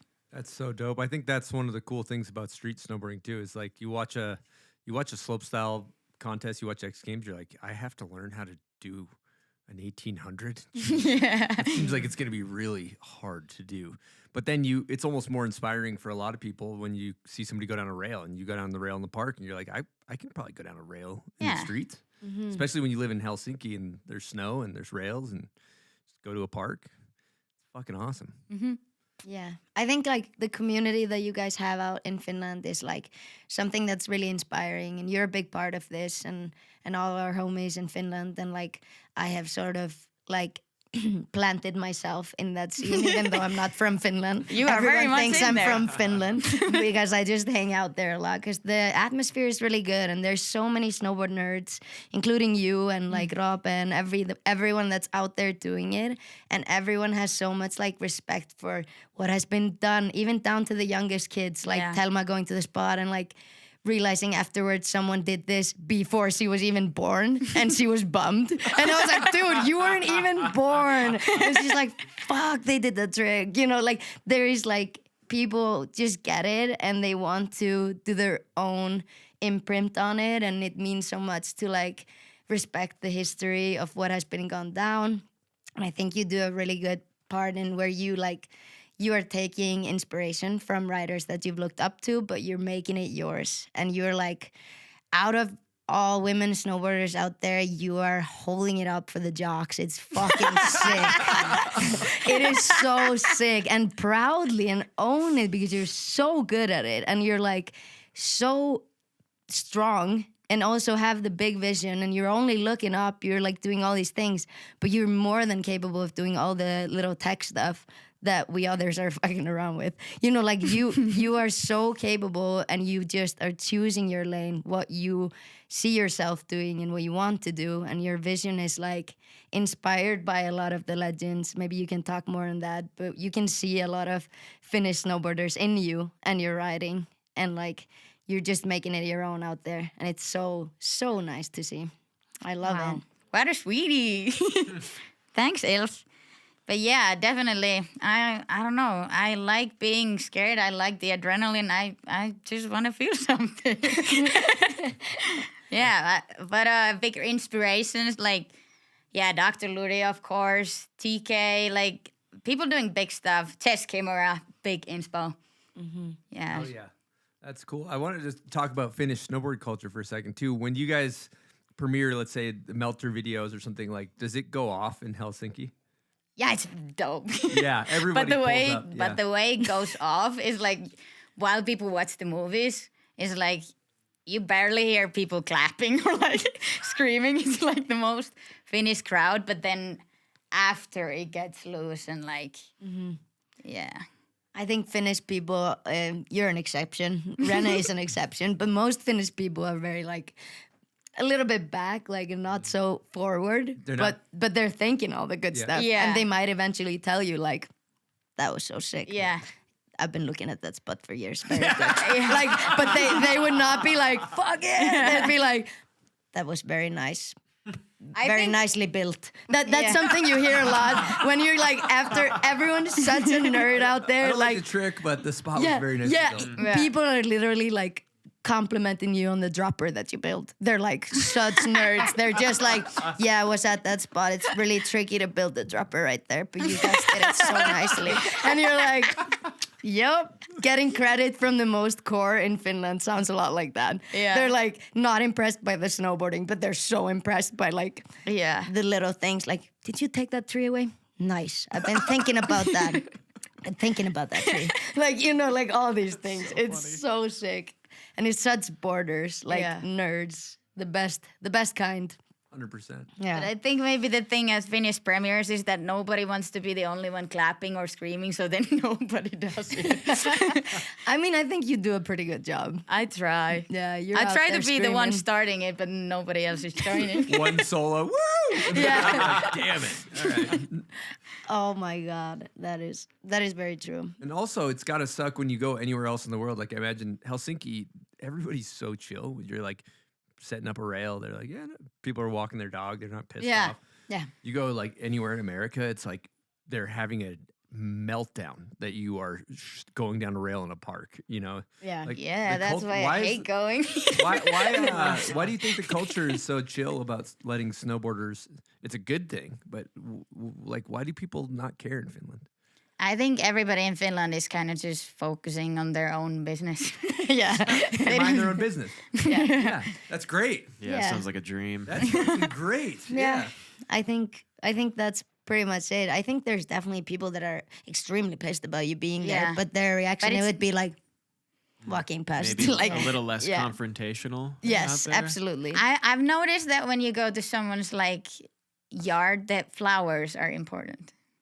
It can sometimes be about the flowers. You can't ruin the flowers. Yeah. Oh, you don't want to fuck up their flowers. Yeah. That makes sense. Yeah. I thought you were saying That's pretty much the only thing. Chris was Besides thinking that, that you show up Bring with flowers. Yeah, I was like, damn, I gotta get some flowers Yeah. next time we go to Pro tip, Helsinki. pro tip. That is No, some people have tried that, but apparently it doesn't really work. Oh my god. The residential spots. Yeah. Well, a lot of it's like apartments where people use the stairs and Yeah. nobody cares. Yeah, it is true. It's great. Or for you, it's a building that you think's abandoned. Yeah. There's actually people working inside, and they also don't care. I think on the topic of like kind of like Finnish people being extreme nerds about snowboarding and perfectionists and knowing all the history and all that stuff, I kind of just want to highlight a little bit of your characteristics where you are extremely precise with how you want it to look and your style. Henna can do maybe like 10 perfect ones and she's like, I hate this clip, I'm never gonna use it, and she's going back up, you know, like you're just perfectly on point with like how you want it to look and what you want it to feel like and look like. Yeah. Like tell us more about that. Why do you think that happens, and do you like it or do you not like it? I think it's like, it can be a good thing, but it can also be a really bad thing. But mostly I think it's because I visualize things. I visualize a lot. And then I also visualize what it's supposed to look, but mostly what it's supposed to feel. And if it doesn't feel the way it does when I visualize it, I have to do it again. And yeah, we had this. I was hitting this big ass kink, and it was a lot going on that day. Like me and Handi were both hitting it, but then she got hurt, dislocated her knee, and it was a lot. And then she had to go to hospital. And after that, I just like lost it. I was just crying out there, but then we had a cradle, so I was like, okay, I'll get a hot dog. We're gonna see if I can bounce back from this. And hot dog did it. Hot dog and a ciggy at this hot dog and a ciggy, and That's all you need Monster, sometimes. yeah, and then Harold, skier guy, was there. He was like, maybe you just do a couple of ollies on the stairs. You're gonna see how you feel. And then I did that, and then it started working. And then I hit the spot, did the trick, but I hated it. My arms went like this in there, and it's like a big gap, and my arms It's went like the this. biggest gap I've ever seen a woman hit. Like it And was my- insane. Yeah. My And she's arms like- were like this in the air, and I was like, "Oh no, I hate that. I'm gonna redo that one." And then like, she's like making up all these things. She's like, I came early off, and everyone's like, no, you came perfectly off the end. Just look at the clip. And she looks at the clips, and she goes, I know it doesn't look like I came early off, but I came early off. And we were like crying, laughing, like showing her in slow motion, like exactly how it went down. And she's like, yeah, but I went early off. I know like the board is 90 off the end and my foot is on there, but I do feel like I have to do it again. And we're all like, oh my God, that was just so funny. And there was this friend of mine that doesn't know Henna from before at the spot. We had a big crew, like a party crew out there, and he goes something like, well, at least he knows what she wants. Like meeting Henna for the first time, seeing her being like all like riled up, so much adrenaline. Like it was so lunatic. funny. Yeah, just Full the lunatic lunatic. mode, Yeah, but like I love so that. sick. And he's like, well, at least he knows what she wants. Oh, it was so epic. Yeah, I just think that it's such a blessing and a curse to be that way, and it's what brings you heavy for- success. yeah, it's heavy for me though. Yeah. After every spot, when I am like that, I'm like, sorry, I was a little dramatic. I'm sorry.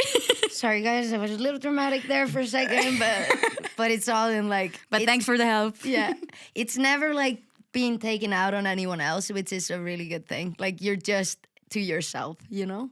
But it's so funny when you're in this zone of like, I need it perfect. The madness is a beautiful Yeah, thing. it I is. love seeing the madness when you witness it. Like It is I've seen incredible. Stevens, he's not even speaking English. Like, he's like I get it. I'm doing it. Like, what? Yeah. What did you just say? You just surrender, like, and it's the passion just Yeah, taking over, exactly. and you see how much you want it and care, 100%. and there- it's so epic. The difference between the goods and the greats over the years I've noticed is like the greats tend to be that way, where they're never gonna take one that you're like, I'm like, can we use that? Like, can we use that? They're like, no, Please you have use to my do- clips. Yeah, Please, you have please. to do it again. You're like, damn it.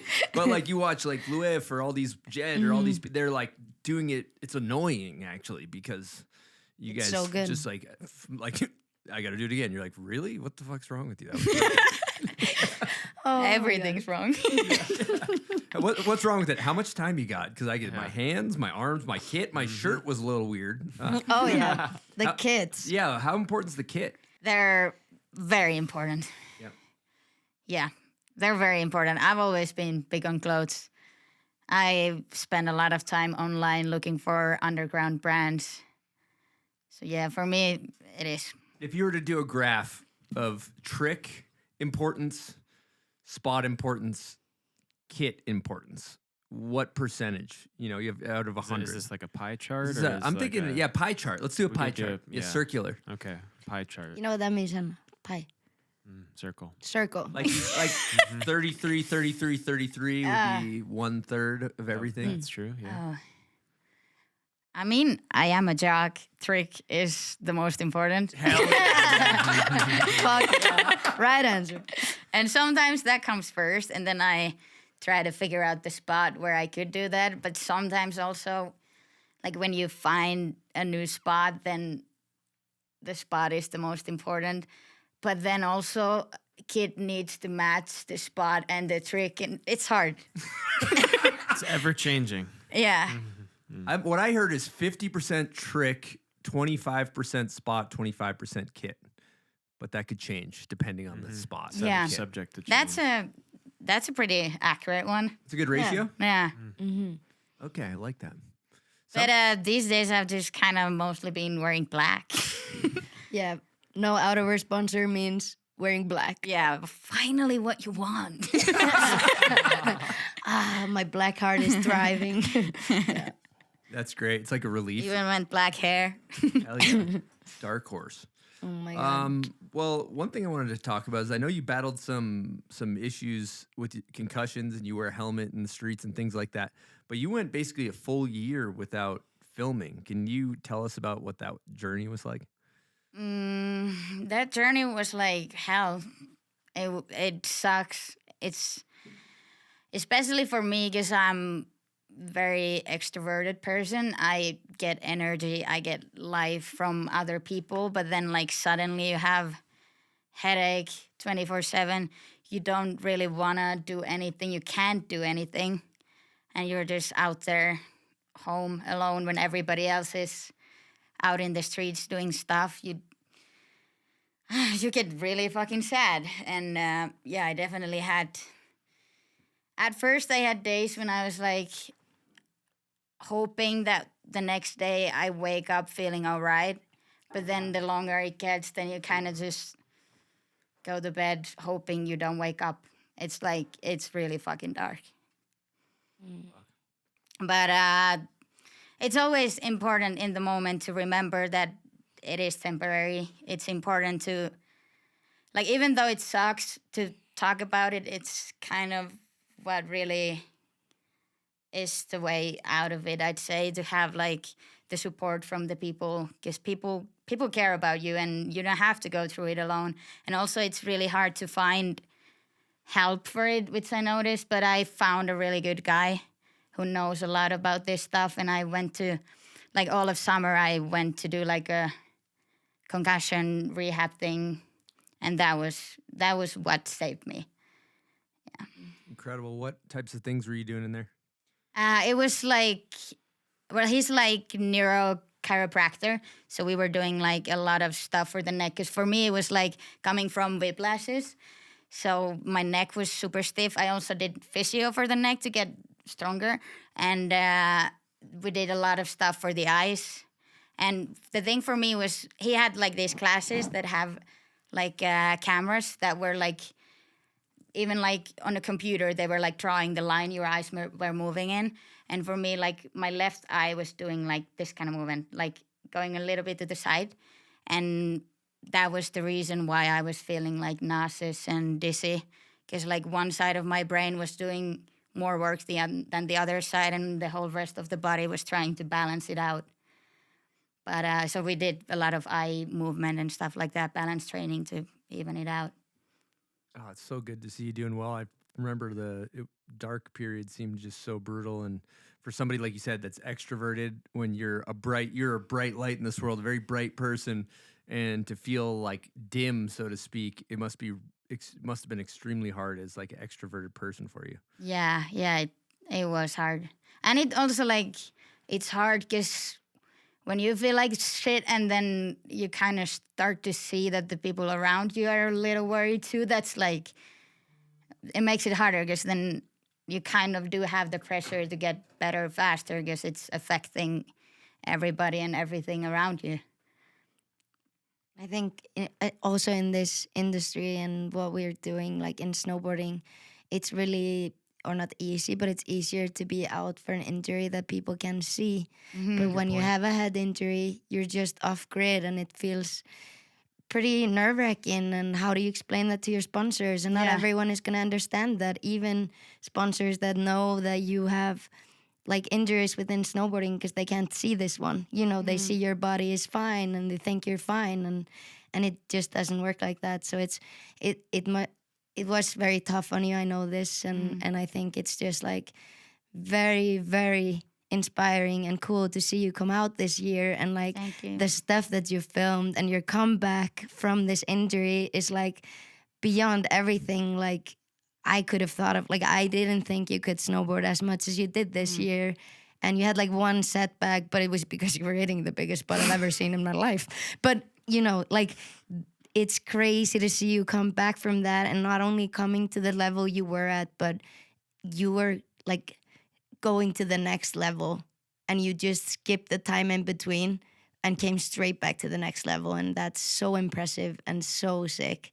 And I'm so extremely proud of you and big fan of that. Like, that is so cool. Hell yeah. Thank you. Incredible. I think also the thing that's inspiring is that for people that are going through the darkness is that you can heal your brain. Yeah. Right? Like, you healed your brain. Yeah. Of course, it's still like, I don't think it's fully over. Like, now I just have to be smart about things more than, and like, for me, since whiplash is the worst, now when I do stuff in the streets, I really avoid landing blind because that's where I feel like it's more likely to happen. And then I also really need to focus on how we built the spot. So it sucks for the people who are with me because we spend a lot of time shoveling. But yeah, just like be aware of things more, and like still now in the summer, I'm actually stoked to go do more of neck training because like I don't think it's fully over yet. Like this is something that I need to keep doing all the time. Hell yeah. How was the process of getting your confidence back when you started snowboarding again? I think the confidence was kind of like it just came by riding, but it was the hardest to actually go snowboard because like I think I kind of really, to stay sane, I had to distance myself fully from snowboarding. Like, I deleted Instagram, I deleted everything. And then in your brain, it kind of becomes where snowboarding seems to be the bad thing. So it's hard to do the switch that, okay, snowboarding is not the bad thing here. That's like the hardest, I think. To find the love for it and find snowboarding again, like start to like it again. That was the hardest. Where are you at with it right now? Now it was actually super sick to be here at the event. I think that was the most fun I've had this season. But like in the streets, it's sometimes when I'm hitting a spot, it's like a lot of like thinking like, do I even like this or do I just feel like I need to do this? It's like, it's kind of weird. Maybe you just want to feel something. Yeah. In the streets. I want to feel something. Yeah, I really do want to feel something. Yeah. But then sometimes, like, when you're trying to feel for something and you don't feel it, then you start to overthink it. And you're like, in your head, you have these high expectations that, okay, I do this thing and then I'm going to feel good. But then you're like, I still don't really feel anything. Yeah. Yeah.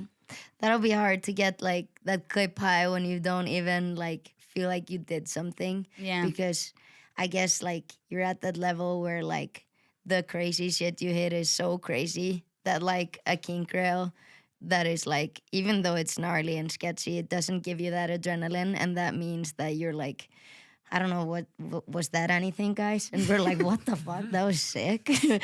But yeah, I think that it's like when you build up, it's a blessing and a curse, because the blessing is that like you're really testing what am I capable of. Yeah. And then the curse is like everything else feels a little more dull. When you get the highest highs, like the mid is gonna be, I think that's normal. But I think that seeing you go back to your contest kit roots is sick. Like, you should have seen Henna at like those events this year. You were at the Helsinki heavy metal. She was running up the stairs. I was like, yes, that's my girl. You were like fucking sweating running up to get one more try on the setup, and That it one was looked just gnarly. epic. It looked savage. It was so fun. And the weirdest thing about that was that I was like, I don't want to go do this. Like, before you were like, no.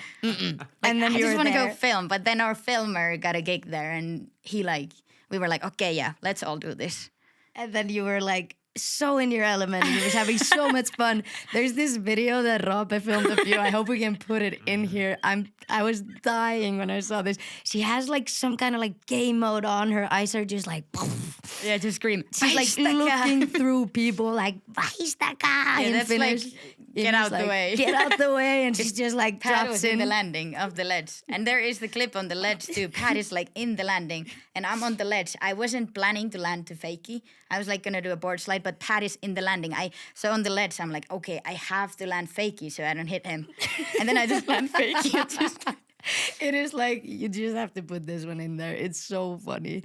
And that's what kind of happened. And you could see that there was something happening in you where you were like, fuck, I love this thing. Yeah. Snowboarding is so great. Yeah, and just seeing you at Uninvited, like too, like this event and the energy you spread when you're snowboarding at your freest, like you're just like people are so hyped just watching you board, and I think you make them feel something, and it's so sick. I was trying to put money on you, but nobody would bet me. Damn. Yeah, I didn't have any takers, but yeah, I think you won the two sickest prizes, honestly. yeah, People's Champ. It was the vote of the live stream. So like everyone that watched the live stream voted you as People's Champ, which That's is like crazy. that is the sickest one. And then the other one was Style Boss. Queen or Style Boss. Yeah. So what's better than that? Yeah, right? Those are the two you that's want. all you want. Like Those are that the- is those that's mean it. a lot. Yeah.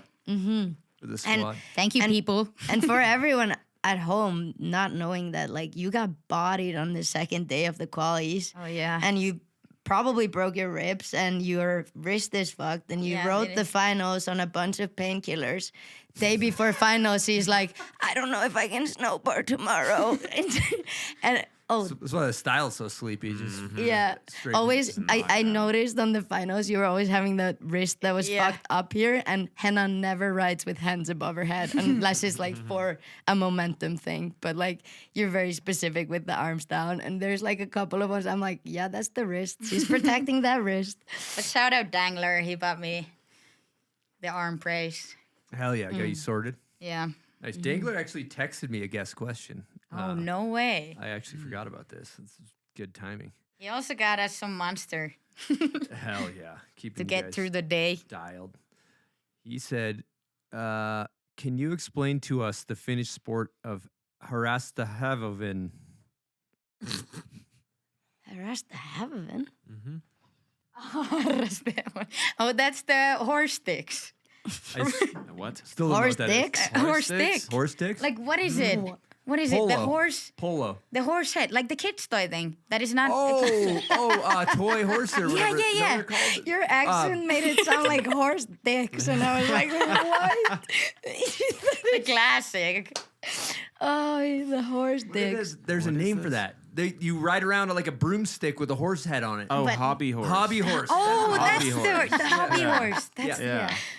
yeah. The Finnish translation doesn't work. It's keppihevonen. Okay. Nice. So stick yeah. horse. Stick horse. Stick horse. Not horse dick. Yeah. All right. Okay. I'm glad we got that. But yeah, sorted. that is Good. an actual thing. There's like, I guess there's Finnish champions for that as well. Have you thought about competing? No. No, that's not your stick. Because the people are actually really good at it. They're like actually She jumping can't really win, high. and that's why she hasn't thought about competing in it. She Not because it's a tough crowd, crazy yeah. thing to do, but because you can't win. It's so Is that where you got the name Horsepower for your project with Lolo? Oh, yeah. No, That's a great name, by the way. Yeah. Horsepower. Yeah. Horsepower King is. I think we were just like trying to go for something that tells about the speed and fast and going all in, because that's what we like to do. And then we went to Monster event, and there was like all these cars and like vroom vroom vroom vroom, and we were like horsepower. Horsepower, yeah. It's a good name. I think it suited well for the video. It's a great project. Thank you. Did you have fun filming that? Yeah, it was cool. We just were injured a lot. Yeah, I wasn't injured that much, but like we were injured at different times. And it was just And you, Lolo. Lolo, and Helsinki, basically, right? Yeah, and then Lolo got absolutely bodied and was out most of the season actually. So then it was just me and Kalle going the rest of the season. It was a lot of shoveling. Going mental.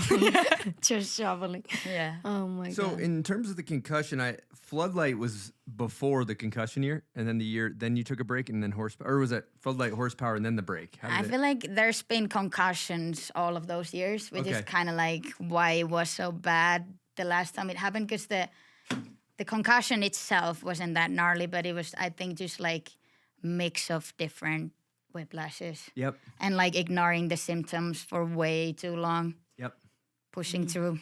100%. I think that's what happens when somebody gets in a car accident and they go from like 0 to like having some brain damage. It's very drastic, but for snowboarders, it's like a bunch of small concussions where you end up in the same place, but it's over time. So each time you hit your head becomes a new normal. Yeah. And then before you know it, you're like, I don't know what's going on, but I'm not right. Yeah. I can't remember what I was filming for the first year of the Uninvited, but I wasn't riding there because I was concussed, and then already I was dealing with the symptoms for like a few months. Yeah. Floodlight was a career highlight. What was it like filming for that video? It was amazing. We didn't do that many trips together though, but we did one trip to the States with Kalia, Chess, and Ben was there shoveling, and that was super sick. That was kind of, I'd say that was maybe the introduction to my jog era. That was intro to roofs. Yeah. Yep. Yeah. Yeah. It was super sick having Jess and Ben there, because like obviously they're great at shoveling. So that was dope. I feel like that was the coming of age Henna part. Where it's like Henna has arrived. There's obviously the iconic back three to backside wall ride clip. Walk us through that one. That was just me and Robe at the spot. And actually, I think Robe injured his ACL like the day before or like a couple days before, and it was unreal that he still came. But yeah, he was the filmer with broken ACL, and I didn't want him to walk that much. So I was just like shoveling by myself, like fixing the landing up there, fixing the in run, and then like just going crazy. And yeah, Rob was probably freaking out. Robbie was freaking out because I was like, because I told him that I want to do the back three and then do the wall ride, and he was like, "How are you gonna test the spot?" I was like, "I'm gonna do the back three and then stop," and he's like, "You can't do that." I'm like, "Just watch me," and then that's how we started building. I did a few back trees down the roof and then stopped, and then when it felt good, I just went for the wall ride. Mm-hmm. Yeah, that was an epic one, and the light hitting it, and just There's a everything about helicopter that in the clip air. was so sick. Magical. And it closed out the movie. Yeah, it does. Ender. But and we got a parking ticket that day, but it was a huge win. So I was like, okay, whatever. How was the clip high after that one? That one, yeah. That was high. You were I don't think up I've been there. that high Yeah. since. That one, you're kind of, that's like taking drugs or something. Yeah, that's the feeling I'm trying to go for. You're not achieving on the gap rail. Yeah. You're chasing it like Yeah. a drug addict Yeah. chasing the dragon. Mm-hmm. That's a beautiful thing, though. Mm-hmm. So Yeah. dope. I feel like we could maybe talk a little bit about your eras in snowboarding, like you going from being this contest kid and being like super unhealthy food wise and like just the kid on the trips going like all crazy, and then sort of stepping into becoming more of like, you know, you're a grown up and you're dealing with injuries and knowing that, oh, okay, maybe if I eat healthy and stretch, maybe it's kind of okay or even better, you know. Like, can you tell us a bit about like what happened there? Why is Henna drinking coffee all of a sudden and all these things? Well, I guess like when I was still competing, we had coaches in the mix and they were kind of like telling us what to do, and I didn't love that. So like, yeah, I was just eating pizza a lot and I would get shit for it, obviously. And one time I even, like in high school, we had a training. I didn't have time to eat before the training. I went to the training with the takeaway pizza and was just sitting there eating it. And yeah, they were not so hyped, but they were also super cool in many ways. But yeah, definitely this was one thing, and now nobody's telling me how to eat. Now I can eat healthy. It's just like out of pure like Pick-o-me. It's like a character from Moomin, like a really, really stubborn little girl. And it's like, they're telling me if I eat healthy, I get better. Fuck them. Like, I'll show them. Like, I'm going to eat super unhealthy and get better. Yeah. And now you're like coming to a part where you're like, hey, maybe I can actually do those things and it will benefit me. It's kind of sick to see. And also now I'm like, I've always kind of had stomach issues. And now I'm finding out that I don't actually have to feel bad all the time. Like if I eat stuff that is better for me, I might feel better. She's like definitely gluten, lactose intolerant, all these things. Just ordering ice cream and like shoveling it into her face, and then like, oh, I have to shit. Like, and she like knows this for years and just keeps doing it. Yeah. It's so funny. But yeah, I'm sad about our platinum card. Yes, I say our. Yeah, it is our. Yeah. It wasn't just me. But yeah, there is this fast food restaurant, Hesburger. Oh, God, I love that place. A burger place, yeah. I love it. So we used to have a platinum card. I think we got it when we were filming for The Uninvited. Yeah, we always got free ice cream and all the good stuff. Yeah, but then we weren't unhealthy. But then we lost it. We were silver, which is like everybody's silver once you just download the We went down to silver. But last year we got back. We're back at gold. We're back at gold. At least we get a free coffee now after. Yeah. But when does the ice cream come? I think you get the small ice cream with the golden card. But the platinum is when you get the big one. Oh yeah. That was us living the life on the platinum card. That was good. Just hammering Hesburger. Yeah. Hell yeah. But Maria is likes so to eat healthy. Healthy, yeah. And I was thinking, when I was filming with Maria for Hot Cocoa, it was like, oh, they eat so healthy. God damn it. Where are my fast food people? And I was like, okay, this year it's both Henna and Maria will have balance. And all of a sudden, Henna is a healthy one. And they're all teaming up, and I want to go to Hesburger. But yeah, we went a couple of times before Maria joined the trip. We like spoiled ourselves with a couple of Hesburgers. Hell yeah. But I started to get pretty into the margarita with the dinner. Yeah. Maria got everyone. They don't have on the margaritas in program. Hesburger. Yeah, that's true. All right, let's jump into hot takes. Henna, are you ready? Yes. Okay, here we go. Who is your GOAT, both male and female? Jess Kimura, obviously. And let's go with TK. Tony Kirkla. Mm-hmm. Oh, hell yeah. That's fantastic. Who's one of the most underrated snowboarders in your opinion? Robert Autiainen. Steel or powder? Roofs. That is good. Who's got your favorite style ever? Dylan Ojo. Heaviest trick you've ever witnessed in person? I was thinking about this one, but this is hard. But I think when we were filming for The Uninvited, I think it's your back one in on the flat down, the long one. And I think that's because it was such a battle. And I don't think we were thinking that it's going to go. Yeah. Because it was so far. And then there was just the one. And I was filming it, and I really had to focus on not screaming, but I absolutely failed. That was sick. Thank you. Legendary. Who's your favorite up-and-coming rider?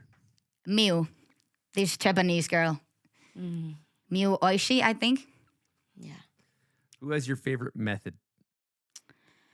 Ooh, I'm gonna give it to my coach, Antti Koskinen. Who's got your favorite turn? Just say it. I don't really watch turns. I think they feel nice, but they're kind of just in run and something is missing after. So you don't care about turns? No. Hell yeah. I love that take. Last night she said, she was reading through these as you sent it over and she goes, I don't give a shit about turns. And I was like, this is a very refined answer of that. And I was like, just say that, dude. Yes. That is too good. But I know I'm gonna grow up. I'm gonna appreciate them. Don't do it. Don't do it. That's actually the sign that you're getting old is when you start appreciating turns. That means that's not a good. Yeah, it's not I'll a good take thing. it. I'm still young. What is your favorite snowboard video ever made? Hakoko. What's the best place to ride a snowboard? What is the best place to ride a snowboard? Sveitsin hiihtokeskus. I don't know what you just said. Okay. That's the Pink Rail Park. Oh yeah. The home park, the home resort. Sick. Favorite snowboard graphic ever? It's this one right here. The one I'm riding now. What is it? It's Tess Kimura's Eagle-Izer. The base graphics so dope. Yeah. Should we show the base? Show the base. Yeah. Thing's dope. Look at that thing. Oh, Yeah. Matchstick. yeah, the matchstick. Yep. Clean. That is good. It is dope. All right. Who is the most talented snowboarder you've ever seen in person? Rene Rinnekangas. What's the worst trick? 50-50 front one. If you were to buy a snowboard, everybody knows you ride for Capita. It's not your sponsor, but for some reason you couldn't. What board would you buy? It will be this one. Nice, just media trained answer. It's a Capita. Yep. Just kind of. Yep. But the question was if it wasn't a Capita.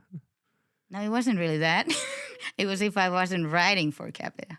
Okay, if you couldn't buy a Capita and you had to buy another brand, what would you buy?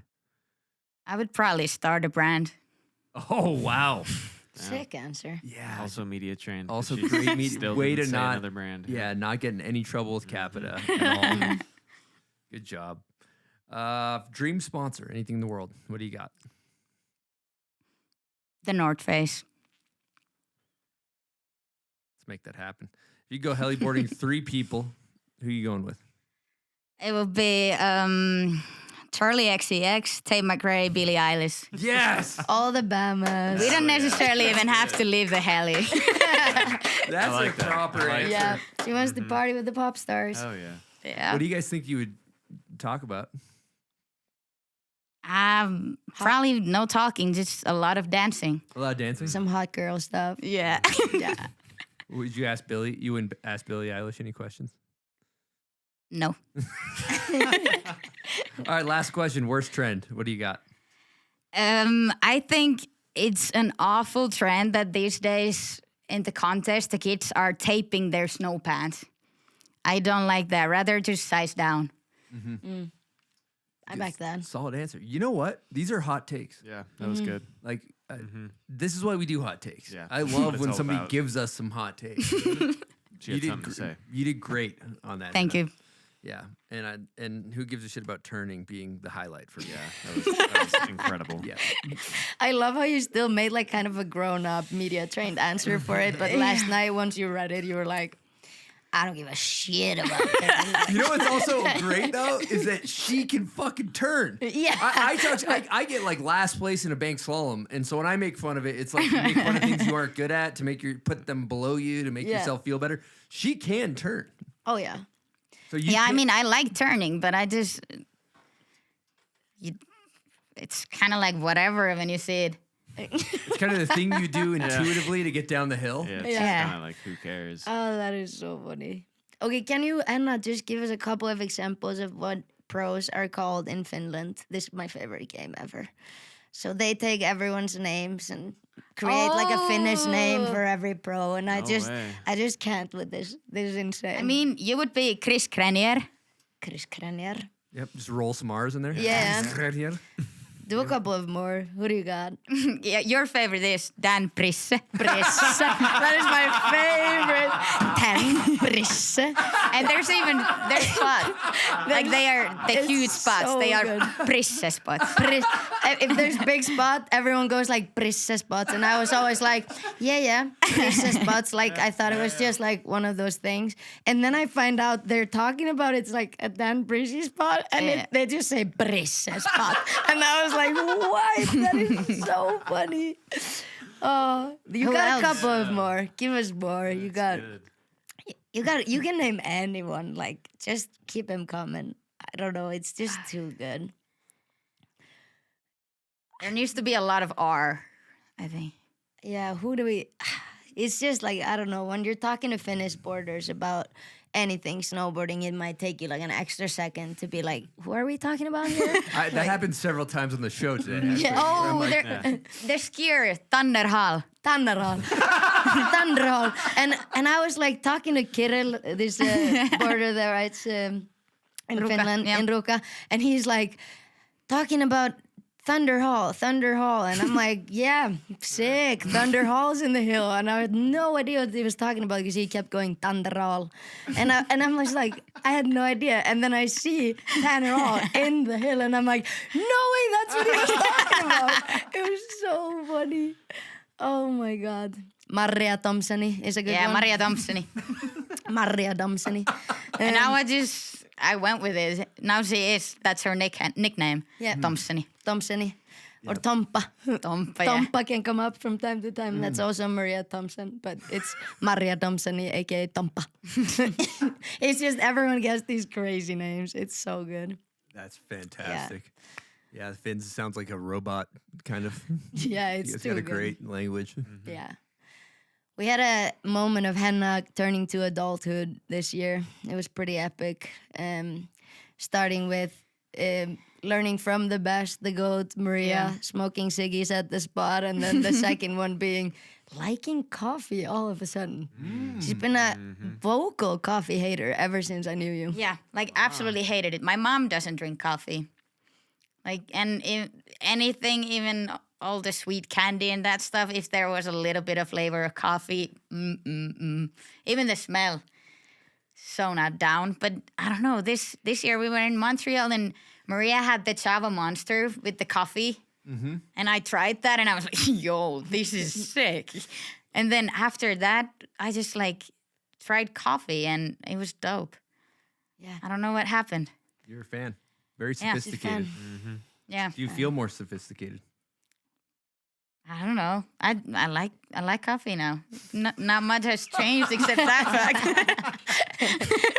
I don't know. I just liked how you went from being like a total hater to rapping it. Yeah. I like coffee now. And now but the bad thing is the mornings are very slow these days. Mm-hmm. That's good living right there. Yeah. Yeah. I couldn't imagine life without it. Nope. We also do setups. So why don't you walk us through the board that you ride, the angles, the bindings, the whole kit and caboodle.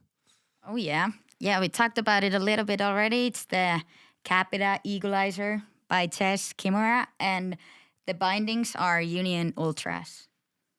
Forward lean. Yeah, there's automatic forward lean. Hates turning, loves forward lean. Yeah. Yep. Oh, I like turning. I just don't like watching. Amazing take. Do you know your distance, your width? Yeah, it is 46.5 centimeters. That's important. I always measure. And angles are, I don't know which one is minus, which one is plus, but I have 12 at the front and 6 at the back. +6. Or negative. You felt posy. I put my foot in there. I had about 4 inches of toe drag. Like this. Oh, there was duck. So it was minus. Yeah. Mm-hmm. Yep. Yeah, so plus 12, minus 6, I guess. Yeah, that's a good stance. Mm-hmm. Clean. That's a good one. Hell yeah. So you win some bank slaloms. Yeah. Well, so you guys filmed all winter. What's going on? What can we expect from a video from this elite squad you guys have? Oh, it was so sick to film with them. Everybody's so hard workers and yeah, just amazing vibes in general. I think it was kind of a dream squad for me at least. And yeah, I think it's a pretty good mix. We're like all really know what we want and have like different styles of riding, but still it all goes like so well together. I think it's going to be a good one. Walk us through the whole squad. The squad is, it's going to be Ylfa, it's me, it's Maria Thompsoni. Can you actually say all their names how you would in Finnish? Yeah. Oh yeah, Maria Thompsoni, Ylfa Runarsdottir. It would be Hanna Rundtor, Hundi, and then Telma Särkipaju. Yep. Telma's got the most Finnish name. Out of anyone. Telma Särkipaju. Yeah, I think it's the sickest squad, and we've been wanting to film together for years. It gets more complicated once you have different sponsors and different things that you kind of like do for your individual careers and stuff like that. But this year it lined up, and we're doing like a project with this epic squad. And I think what is the sickest part about it is that everyone brings something to the table, and I think we all bring different things to the table, and that's what will make everybody shine equally in a way. Sadly, we've been going through a couple of injuries, so it's just the way it goes. But I think we're coming out with a project, and it's gonna be sick, and I'm proud of the work we put in, and I'm hyped to hang out with this crew. I think that elite crew. If we walk through like the qualities of what all the riders bring to the table, I'd say like Maria is our tech goddess. Like she is so technical and like stylish and on point with her stuff. And Telma follows that right up with a mix of like she has just such good like variety, so she can ride like everything, but also is like one of the more technical riders in the crew. We have Hundi, who's an absolute sender and like a character, and just like a super enjoyable character to be around and watch grow. And I think that maybe I bring some of the spots into the mix and like finding different stuff, hopefully creative cool stuff for sure. And then Henna comes in with the fucking heat, the jock stuff, the big stuff, the bangers, like the enders. Like this is like having a crew of like so many different qualities bringing together and making a video is just, I think that's like my dream team to work with, is like going on a trip with all people you love spending time with, hanging out with. They're all so fun and different in their methods, and it's just like an epic crew coming together. And I think Epic well crew. said. I'm excited to see that squad. Yeah. And the sick thing about that was that we would be hanging even outside snowboarding. Like it's not just like random crew filming together. Like we had a great time at the house, you know, all that stuff. It was just fun. Did Telma get some good stuff? Yeah, absolutely. Young Boo. Really Young Boo. excited to see Telma. Yeah, she's so good. Yeah, she had like, of course, like a quite a busy schedule, so she wasn't on all the trips, like maybe half of the trips, but when she shows up, she shows up. And it's epic to follow her actually, because it's so fun to see her just step up and understanding and learning like the unwritten rules of the streets and being like caring so much. And it's epic to see her come into like taking more space and just showing up. It's fun to see her get more picky and sassy. Yes, I love that. What language are you guys speaking? English mostly. Yeah. Like, I mean, me and Telma go to Finnish sometimes, and you Icelandic a little bit in the mix, but mostly it's like English, because mostly we are all together. Mm-hmm. Yeah, we were on the most trips with all of us, which means like it's not that much boarding for each person if you have 5 riders and 1 filmer. But with this crew, it's still like we're all working for each other, and like it's just like a good team of where everyone actually supports each other, and it's very truthful and honest, and everyone puts in equal amount of work, maybe even more when someone else is hitting them spots than themselves. So it's a good crew. Yeah. Can't wait to watch that. Is it filmed in, where was it filmed? Yeah, in January we did 2 weeks in Montreal, or was it a bit over 2 weeks, something like that? Yeah. And then we went to Finland. Yeah, like almost 2 weeks in Helsinki. Yeah. And then another trip almost 2 weeks in northern of, or not even 2 weeks, maybe a week in northern of Finland. Yeah, something like that. And then Maria's out there now. Yeah, she's been injured and like we were hoping that she could get a little bit more stuff for the video. So she went up desperately to get some more clips in the snow. There's like no snow, but they're trying. Love a desperation trip. Yeah, we've actually been laughing so hard this winter because we had this homie Charles up in Montreal. He's a good friend of Maria's and he is hilarious. And Maria is like going to hit this spot, like a ledge. It's like her first spot of the year since she broke her back. And he goes, yeah, it's very sick. It's like a desperate filler. And we've been like, we've been using it so much this winter where we're like, anything you're hitting, we're like, yeah, kind of like a desperate filler. Like, even though it's a sick one, it's so funny. Great But term. yeah. It's all too real. It's all too real and all too like, you know, personal when someone just hits you with that one and you're like, ooh, maybe I am in that zone, you know, but... Yeah, we've definitely a lot of us have been going through like Maria coming off a big back injury, Henna coming off her head injury, Telma also broke her back last year. Like Hundi sadly had a season ender throughout this season very early, so she didn't get a lot of clips. So it's been like a classic street struggle. We're going through bodies. Thank God we were 5 people. There's like body after and like body. Ylfa has been dealing with injuries this year, like kind of back to back. Yeah, so like low impact stuff and things like that. But I think all in all, we're coming out with a video and I think undeniably we have a good crew. And that's what's going to show. And I think Henna's got the heat. Hell yeah. I think you do. No, but I'm so proud of everybody. I think everybody has sick stuff. Yeah, absolutely. Yeah, one more thing I wanted to speak on was the uninvited. And I feel like it's played a huge role via videos or contests and Jess's role in your life. Could you maybe speak on the importance of uninvited and on your path?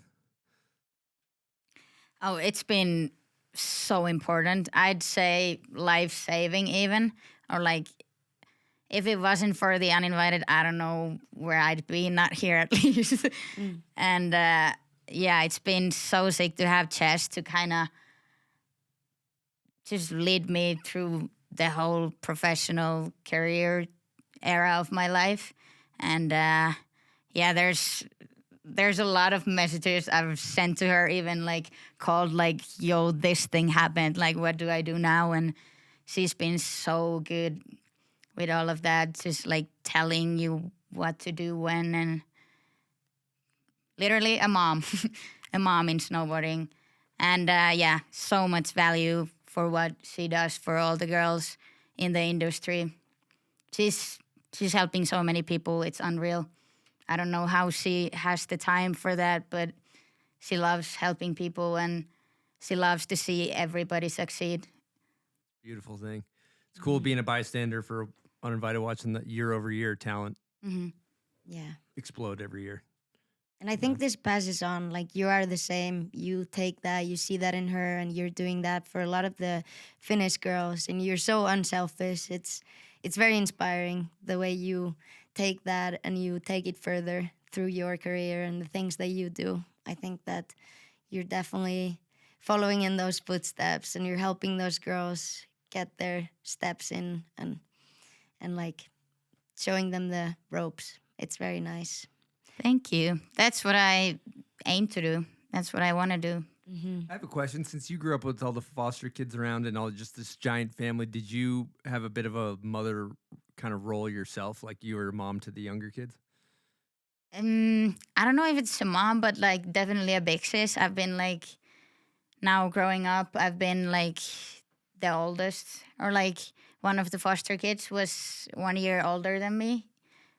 But yeah, I love it. I mean, we take them to the hill and snowboard with them, play around with them, and it's amazing.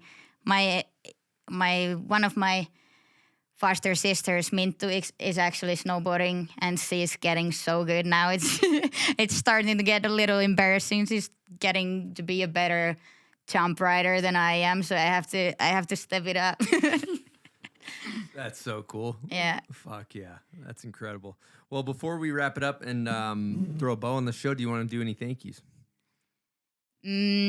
Definitely thank you to all my sponsors, and thank you to them for being so understanding throughout the whole year last year. That was very important. And thank you to our crew that we were filming with this year.